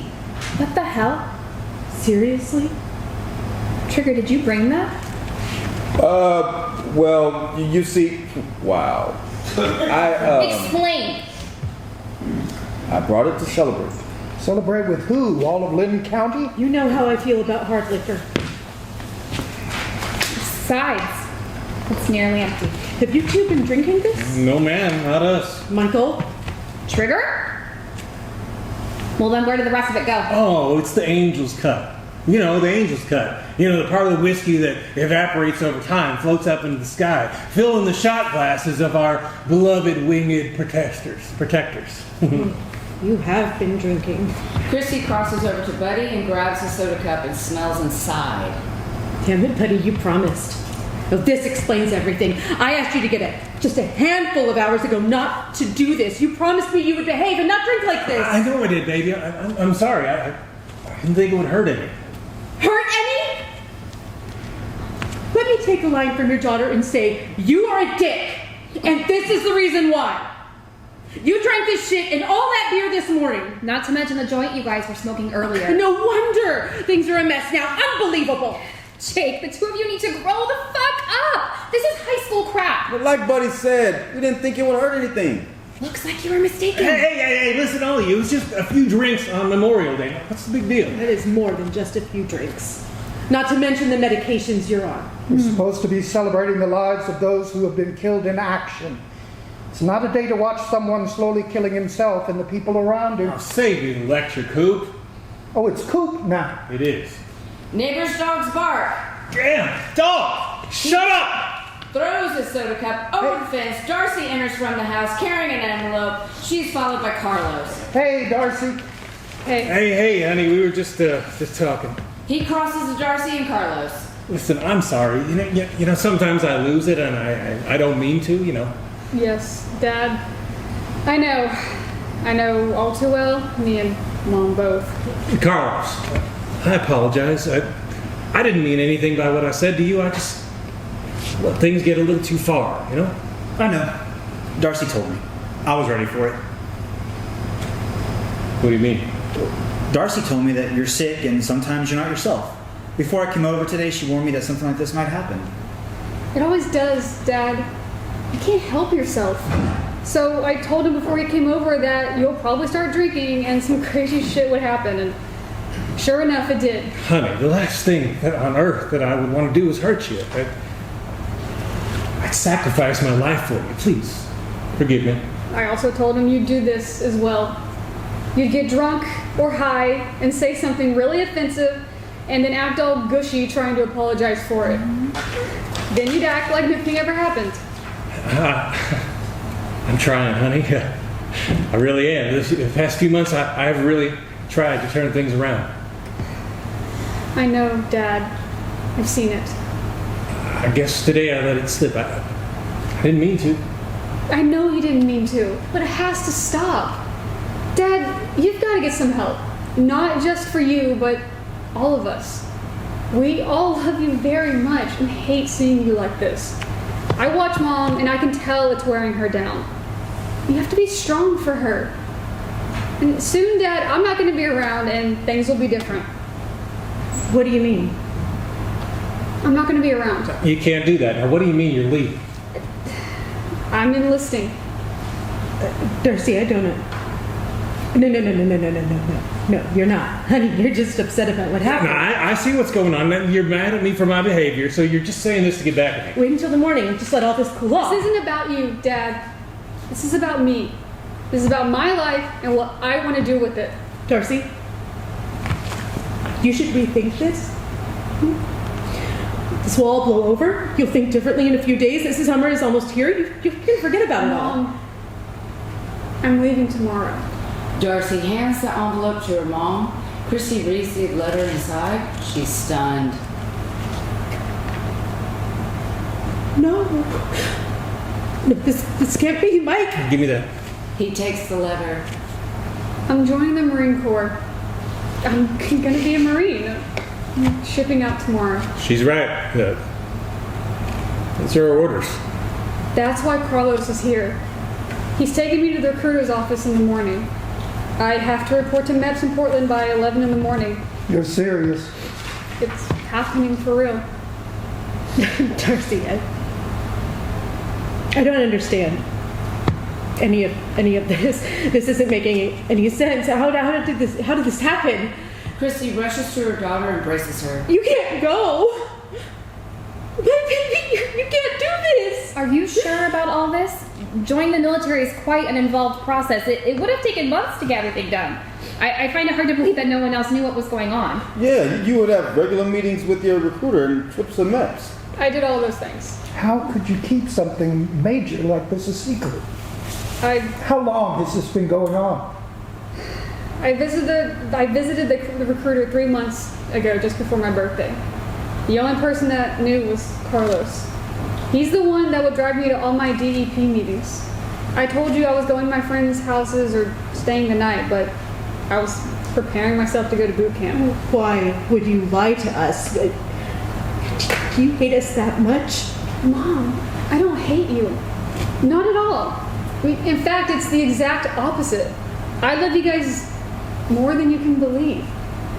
If I told you the truth, it would have started a big fight, and I didn't want that. I knew you and Dad would try to talk me out of it.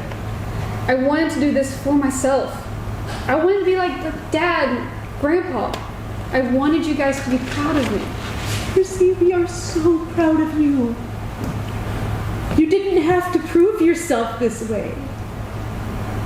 You are a beautiful girl with the whole world in front of you. There are other options. What about Oregon State? You were all set to go there this fall. I can do that later. I need to be on my own. I need to go and have an adventure. I'm tired of living in this place. There's nothing to do around here, Mom, but float down the river in the summer and sit in the house in the winter. Mom, I have to go. I can't allow this. You are just going to have to tell them that you are not going. So, buddy, you can do something in the morning. You can go down to the recruiter. You can tell them our daughter is not going. She is not going. Chrissy, it's too late. It's done. There's nothing anyone can do. She ships out tomorrow. She belongs to them. Now look, it's all official. I don't want to look at anything. My little girl is not going to be a Marine. I can't believe that. My little girl. They can't just take her away from me. They have taken my husband. They can't take my girl too. They just can't. Darcy, don't go. Stay with me. Don't go. You have seen what they did to your father. You have seen what he's had to live with. That can't happen to you. Calm down. It's going to be fine.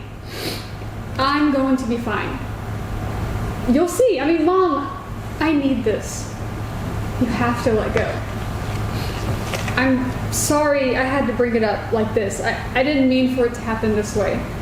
I had planned to make this grand announcement today over dinner. I mean, In my head, I dreamt that I would stand in front of all of you guys announcing my enlistment.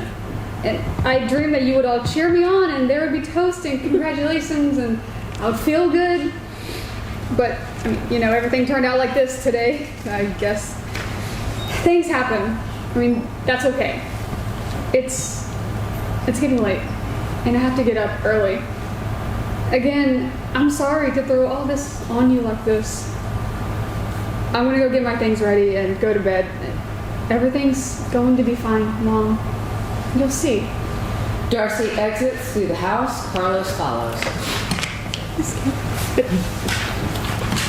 How can this happen? What did I do wrong? What happened to us? You didn't do anything wrong. This isn't your fault. Well, it's somebody's fault. Somebody should have seen this coming. I should have seen this coming. Mike, you should have seen this coming. You know what, Mike? I warned you.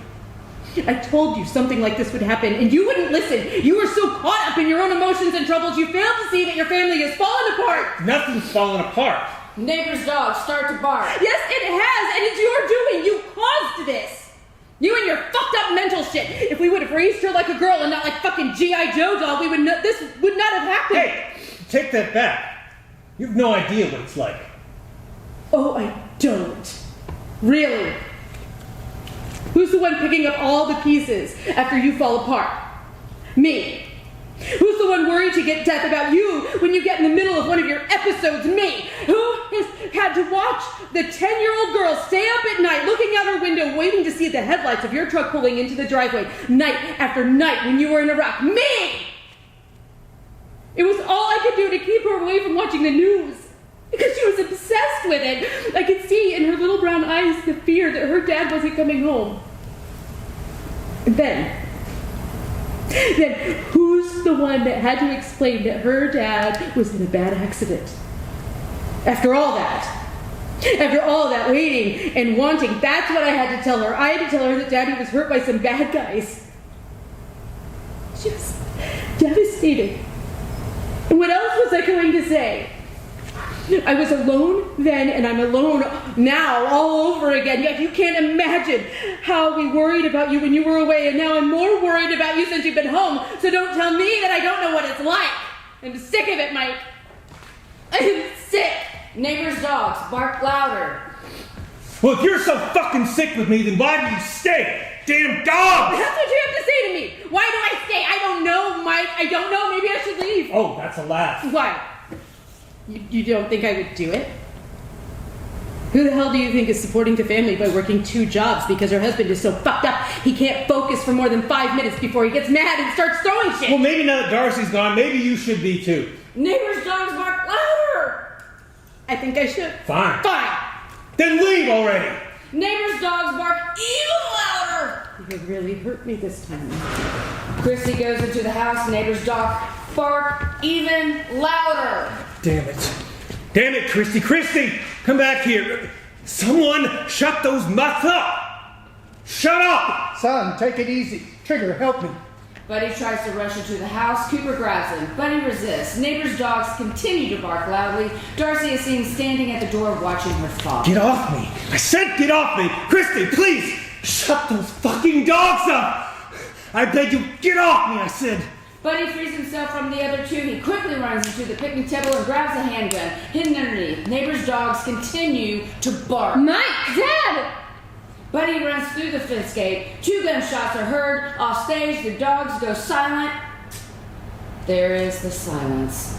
The fence gate opens. Buddy stands there with the handgun at his side. He crosses to Cooper, places the gun in his hand. Buddy exits through the garage. The others are standing in astonishment. Blackout. Scene 3. Buddy. Alone on the stage.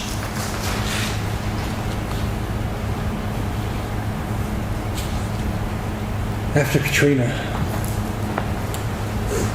there are hundreds of displaced dogs roaming muddy streets everywhere. Some dogs waiting for their masters to return, sitting in front of homes that had been destroyed by floodwaters. They had no food. It was all we could do to keep the wild ones from eating the rotting corpses of the streets.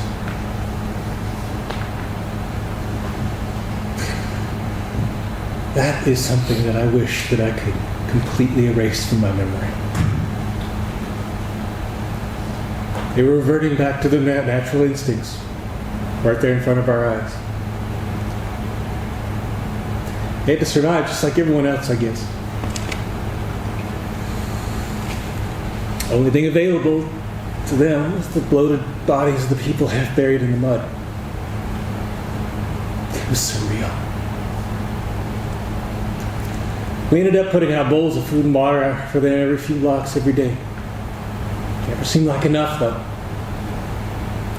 At night, you could hear the endless barking and periodic fights from those refugee pets that were all of a sudden forced to survive in a way that must have seemed foreign to them. I cannot get that barking out of my head. It was constant. One dog in particular stuck out in my mind. We were out on patrol and we sat across this dilapidated house with this little Pekingese dog stuck on top of the roof. You could tell it had been there for a while. Its hair was matted and covered with patches of mud, and all it did was bark. This high-pitched yap shot through the stale New Orleans air like some sort of strange siren warning us all to stay away. I stared at it for a while and I kept thinking about that little dog in Iraq. What is it with these dogs? What kind of existence is in store for them? One side of the world there are these neglected dogs, intentionally left alone by those who saw them as a nuisance. And then across the ocean, the furry companions that were once loved dearly, now neglected. A tragedy. Their nightly barking and whining was a constant reminder of the great loss of human life that surrounded us. Buddy kneels down. It's okay there, Philip. It's gonna be okay. It's gonna be fine. Just start barking, everything's gonna be fine. What a good boy. What a good boy. We'll take care of you. You'll be fine.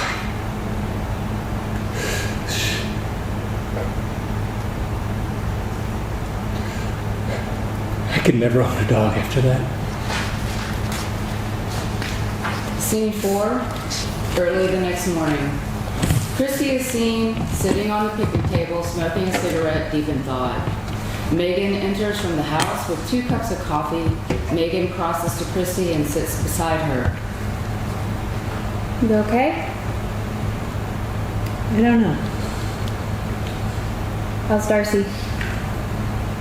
I don't know. Still in a room.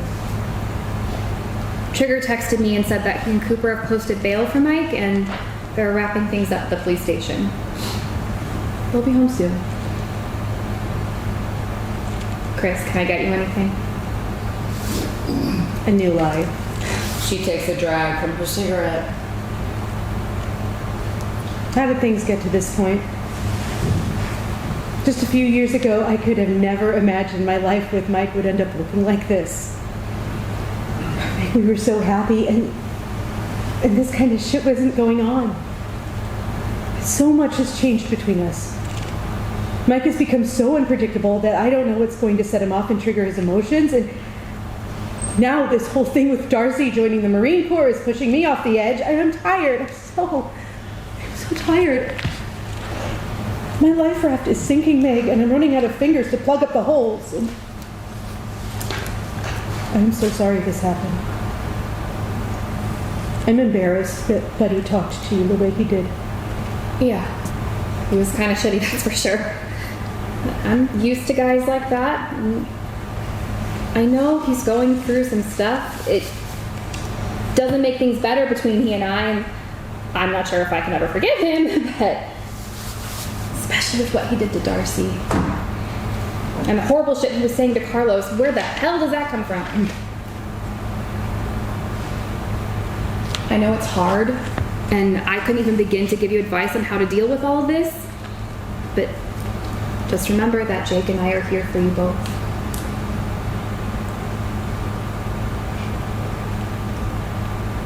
It was his eyes. What? It was his eyes.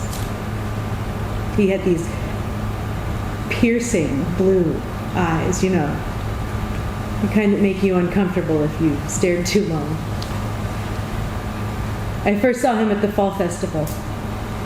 I remember he looked so out of place and uncomfortable. He looked like a tall, lanky Marlboro man in his dirty work boots, Carhartts, a cowboy hat. I could tell that someone had dragged him there. You know, he was standing, glassy-eyed, staring at some beaded jewelry with an older woman who turned out to be his mom. And I just kind of stood there, watching him. He was interesting. You know, it was like observing some kind of wild animal taken out of its natural habitat and plunked right down in the middle of some caged enclosure. But then he turned and he looked right at me. I don't know how, but he knew I was looking at him. He smiled, and I knew I was done for right then and there. And he may have been very humble, but he wasn't shy. He walked right over to me and introduced himself, and we've been together ever since. But now I swear those eyes have changed color. That the piercing blue has dulled to a swampy green, like somebody lowered the wick in a kerosene lamp. Well, I got your 6. I know you do, Meg. You've always got my back. They embrace. Hey, drink up. Your coffee's gonna get cold. Hey, there you are again, helping me. You bet. It's what I'm supposed to do. At that moment, Cooper, Trigger, and Mike enter from the fence gate. I can't believe how much the Albany police station has changed since I was there last. It's because you've always seen it from behind the bars. You're right. Buddy and Chrissy see each other. Well, how was it, Jailbird? Make any shivs? Get any prison tats? Yeah, right here. It says Dick. No. Mostly just a lot of sitting around. You're lucky you didn't shoot those dogs last night. They only charged him with illegally discharging a firearm within the city limits, disturbing the peace. If you killed those dogs, you'd have been locked up for a long time. Daly next door is pissed. I'll talk. Still, that was fucking awesome. Bam, bam! You can stop now. Buddy, are you okay? He crosses to Christy. I'm fine. You okay? Been better? Yeah. Where's Darcy? In her room? Getting your stuff together? Hey, how about the 3 of us go inside to see if Darcy needs anything? Megan motions to the back door to the house. Good idea. Yeah, right. The 3 of them exit into the house. Chrissy, listen. Don't. You don't get a pass. It's not like this is the first time we've had this conversation. You get like this. Things happen. Then Darcy and I are left to live in the wake of damage that you've left behind. How long do you expect me to accept your empty promises of, I'll try harder? I really don't care if you try harder any longer, because at some point, I have to accept the fact that you've chosen not to change. And frankly, why would you? When you can just easily ask for forgiveness and I will roll over and give it to you freely. But this time, this is unforgivable. What do you want me to say? Frankly, I don't give a shit what you say. You could say any fucking thing you want and it wouldn't make a goddamn difference. You can't apologize to me and all of a sudden think that everything's all right. Mike, this shit is over. The things that happened last night, I will never get out of my head. Dealing with your night terrors, cruel outbursts, and antisocial behavior is one thing, but this time you have gone too far. And I am not interested in hearing your apologies, and I am finished making excuses for you. It's not my responsibility to make sure you go to your doctor's appointments, especially since you don't appreciate my love and hope that you will find a way to get to the other side of this shit. Stupid me. I really thought you loved me and Darcy enough to put yourself second for once and fight for your family. I no longer have the energy or the interest in looking after you because, frankly, you're not looking after me. Maybe you don't realize it, but for every outburst and cruel statement you hurl, you have chipped a bit of me away. You are not alone in your trauma because you drag all of us down with you, whether you intend to or not. And we've been willing to go with you, hoping that our support will give you strength to help yourself. But no more. I have a daughter who is going to be leaving, and then all I will have left is this house with you in it, unchanged and unwilling. And that is not the life I've intended, and it's certainly not how I expected our lives to end. What do you want me to say? God, you don't get it. This is not like every time before. I have come to the end of my rope, and before you strangle me with it by telling me you're going to stop and never do, I'm going to make the change for myself. All the times I've heard you say that you'd get a hold of yourself, it was a lie, a self-centered lie, and I've come to realize that if you truly loved me, you would see how much this has damaged our marriage. There's nothing left, Mike. I'm tired. My body and my soul are completely exhausted. I cannot do this any longer. I want you to say you'll try harder at counseling, but I know that makes zero difference. Wait. What do you mean I need to try harder at counseling? I just thought you'd take it more seriously. I take it very seriously. What, do you think I want to be like this? I don't know. Sometimes I wonder why you won't help yourself. You're not going to your sessions. I see what this is about. It's about those missed appointments. No. But this would be easier. But that would be easier for you to place blame. I'm sure that's a part of it. I know you were following me on those days. And what if I did? Why do you think I would do that? You have no idea how scared I am that our marriage was deteriorating along with your mental health. I'd be a lousy soldier if I didn't know I was being watched. Why didn't you say anything to me? Why should I? You never said anything to me. You are a dick. You can think whatever you want, but did it ever occur to you that I followed you to make sure you were safe? God, you are exhausting. Safe? Safe from who? Myself? Is that what you thought? You thought I was going to go off myself or something? What was I supposed to think? Don't you think it was weird for me to see you pack up your truck with fishing gear and then bring back nothing, not even muddy boots? Like, what kind of wife am I if I don't know what my husband's up to or something other than what he said he was doing? And anyway, why would you drive all the way to the river just to sit in the passenger seat staring out at the water for hours? I could tell you had something on the seat next to you.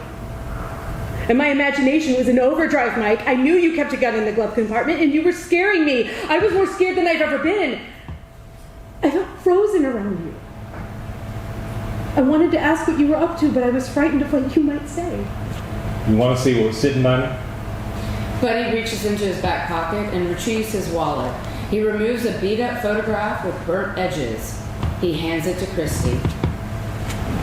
That's a photo of us when we went out to Diamond Lake to see the 4th of July fireworks for Darcy's 10th birthday. Remember I asked the old Korean man who didn't speak English to take it for me? I do. I remember the look on his face when you ran up to him. You almost gave him a heart attack. Poor man. That was a good trip. I sat in the passenger seat of the pickup because that's where I sat in the Humvee when we were out on patrol. Every time we went out, I'd put this photo on the dash. Seeing the two of you in front of that lake with Mount Thielsen in the background gave me a comforting sense of ease. I would look at that photo in contrast to the shit outside the windshield, and I knew that there was, in fact, beauty in the world and that I would eventually go back to it. It was a reminder to me that I was loved, and that no matter what happened, you two were there with me. Why is it burned like that? Buddy? Hey. You've got to talk to me. I'm on your side. You've got to start somewhere. Let me in just a little. Please help me understand. Why is the picture burned?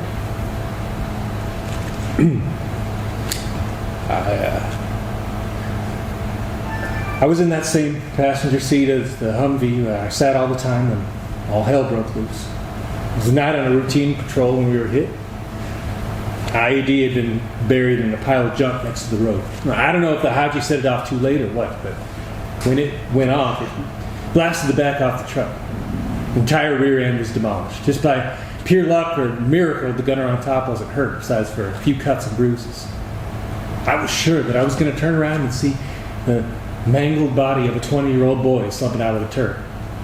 The explosion was so intense, the concussion caused shit in the cab to go flying everywhere. Everything came to a stop, and I felt like I was underwater with great ringing in my ears. It's all a blur. I made sure that everyone was safe till we climbed out, but when we climbed out, that's when I was the most scared. We were waiting for one of the Hajis to open fire on one of us when we were still in the kill box. The ground all around us was on fire, and the smell of burnt rubber and smoke was everywhere. You know, in those moments, all your training seems to just take over and you run on autopilot. I remember securing the area and calling for backup, and I just happened to look down and saw that picture. He was lying there face up on top of some burning debris. I couldn't believe I found it there. I took it as a sign that everything would be okay. Kept it on my body ever since. You know, those 4 days going down to the river was kind of my own therapy, I guess. It was feeling particularly out of sorts and needed to get away. Sometimes my head feels like a warehouse, just stacked high with crap.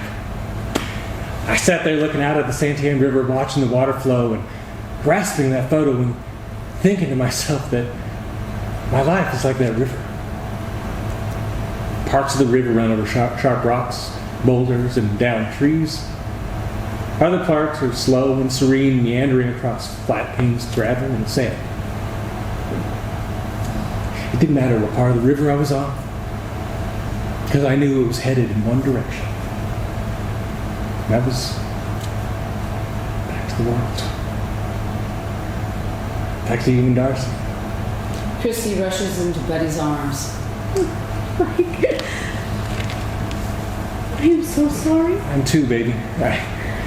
I am too. I've broken my promises to you in the past, so I won't promise you anything now. I can tell you now I'm not going to give up. We can make this work. I know we can. Darcy enters from the house carrying a small duffel bag. Carlos is behind her. They are eventually joined by Megan, Trigger, and Cooper. Darcy stands on the edge of the porch for a moment looking at everyone. Well, I've got to go soon. Christy turns and opens her arms to Darcy. Darcy. Darcy hands Carlos her bag and runs to her mother. They embrace. Oh, my girl. We will miss you. Things will not be the same around here without you. You guys will have the whole house to yourselves. You don't have to worry about me walking on you. I think you're going to be late. Are you sure? You can't stay?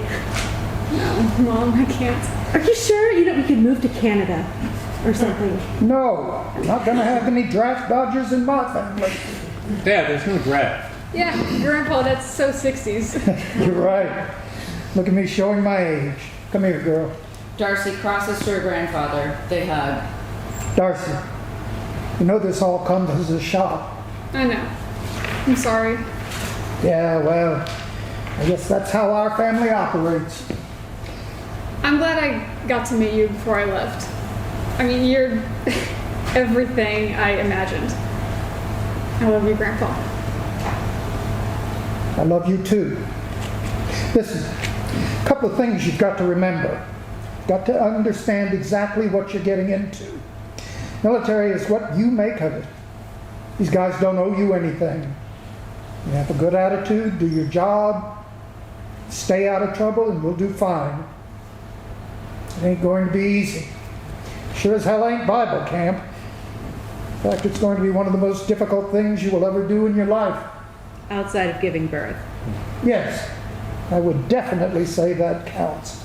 You know, I once saw a pig give birth to a litter of puppies. Would you cut it out? They're having a moment. You can joke later.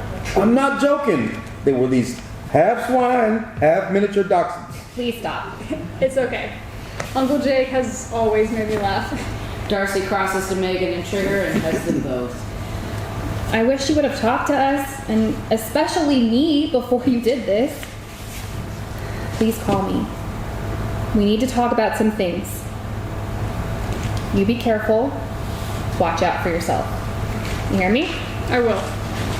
Don't take any shit off anyone. You bet. My dad taught me how to be tough and to take up for myself. I don't doubt that. Darcy, it's getting late. Hey, I've got an idea, Darcy. You and Carlos ever ride in a big rig? No. Well, how about we all go out to the recruiter and I'll drive you both in my truck? Sweet. Here, Carlos, take these. Cooper tosses Carlos's keys. My rig is just a couple of blocks away. You can't miss it. It's the big red Peterbilt with the POW flag painted on the doors. How can I start it? Okay. Sure. If you can figure it out, by all means. Awesome. Hey, Carlos. Buddy crosses over to Carlos. I wanted to apologize for all the shitty things I said last night.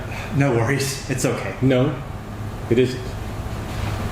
I want to be a better person. Talking to you the way that I did wasn't right. Now, I know I can't put the toothpaste back in the tube, but I can at least say that I'm sorry and I try to make an effort to not be a dick. Thank you. I appreciate it. Carlos extends his hand to Buddy. They shake hands. You're all right. You too. Maybe we can all go to Darcy's graduation or whatever you call it. That'd be great. All right then. I'm going to start Cooper's truck. Awesome. Carlos runs through the fence gate. $10 says he'll never figure it out. You got it. Megan, you want to go too? Sure, why not? It's on our way home. Cool. Let's go. Can't wait to see the look on that jarhead's face when we all pull up. Trigger and Megan start to exit through the fence gate. Don't you dare start anything. We've already had to bail out one GI out of jail today. Let's not make it two.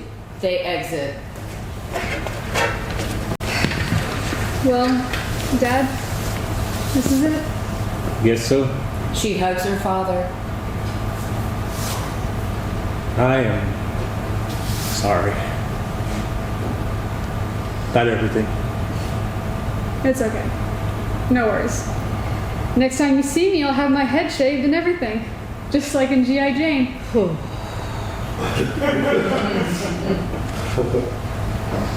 You know, I wish I could have been a better father for you. Are you kidding? I could not have asked for anyone better.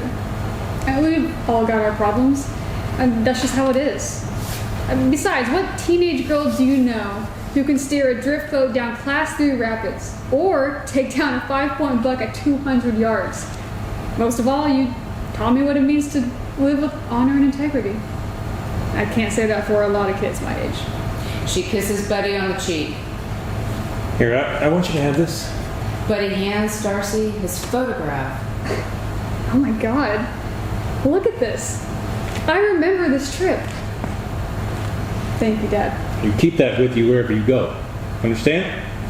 That kept me safe from the bad guys. I will. I love you, Dad. She hugs him again. Hey, Mom, you want to walk me over to Grandpa's truck? Sure. Let me get that. Chrissy picks up Darcy's bag from the porch. They start to exit through the fence gate. Wow, you don't have much in here. Yeah, they told me to bring only some personal hygiene products and some underwear. What? That's all? That's it. That doesn't seem right. I'm going to call someone. They exit. Thanks, Dad. I'm sorry about what I said earlier. Don't worry about it, Bud. I am glad to see you. You and me both. Well, I guess it continues. What's that? You know, Darcy, listing and all. Yeah, quite the family business we have. You've done a great job, Mike. I'm very proud of you. I know I haven't said that much to you in the past. I am so proud. You've done a great job whether you see it or not. Bravo Zulu. Bravo Zulu, Mike. I've not heard that in years. Bravo Zulu. I got one for you, Dad. Tango Mike. Huh? In the Army, we say Tango Mike. On the radio, it means thanks much. Or we say Tango Mike to muster up courage to get through it all. So,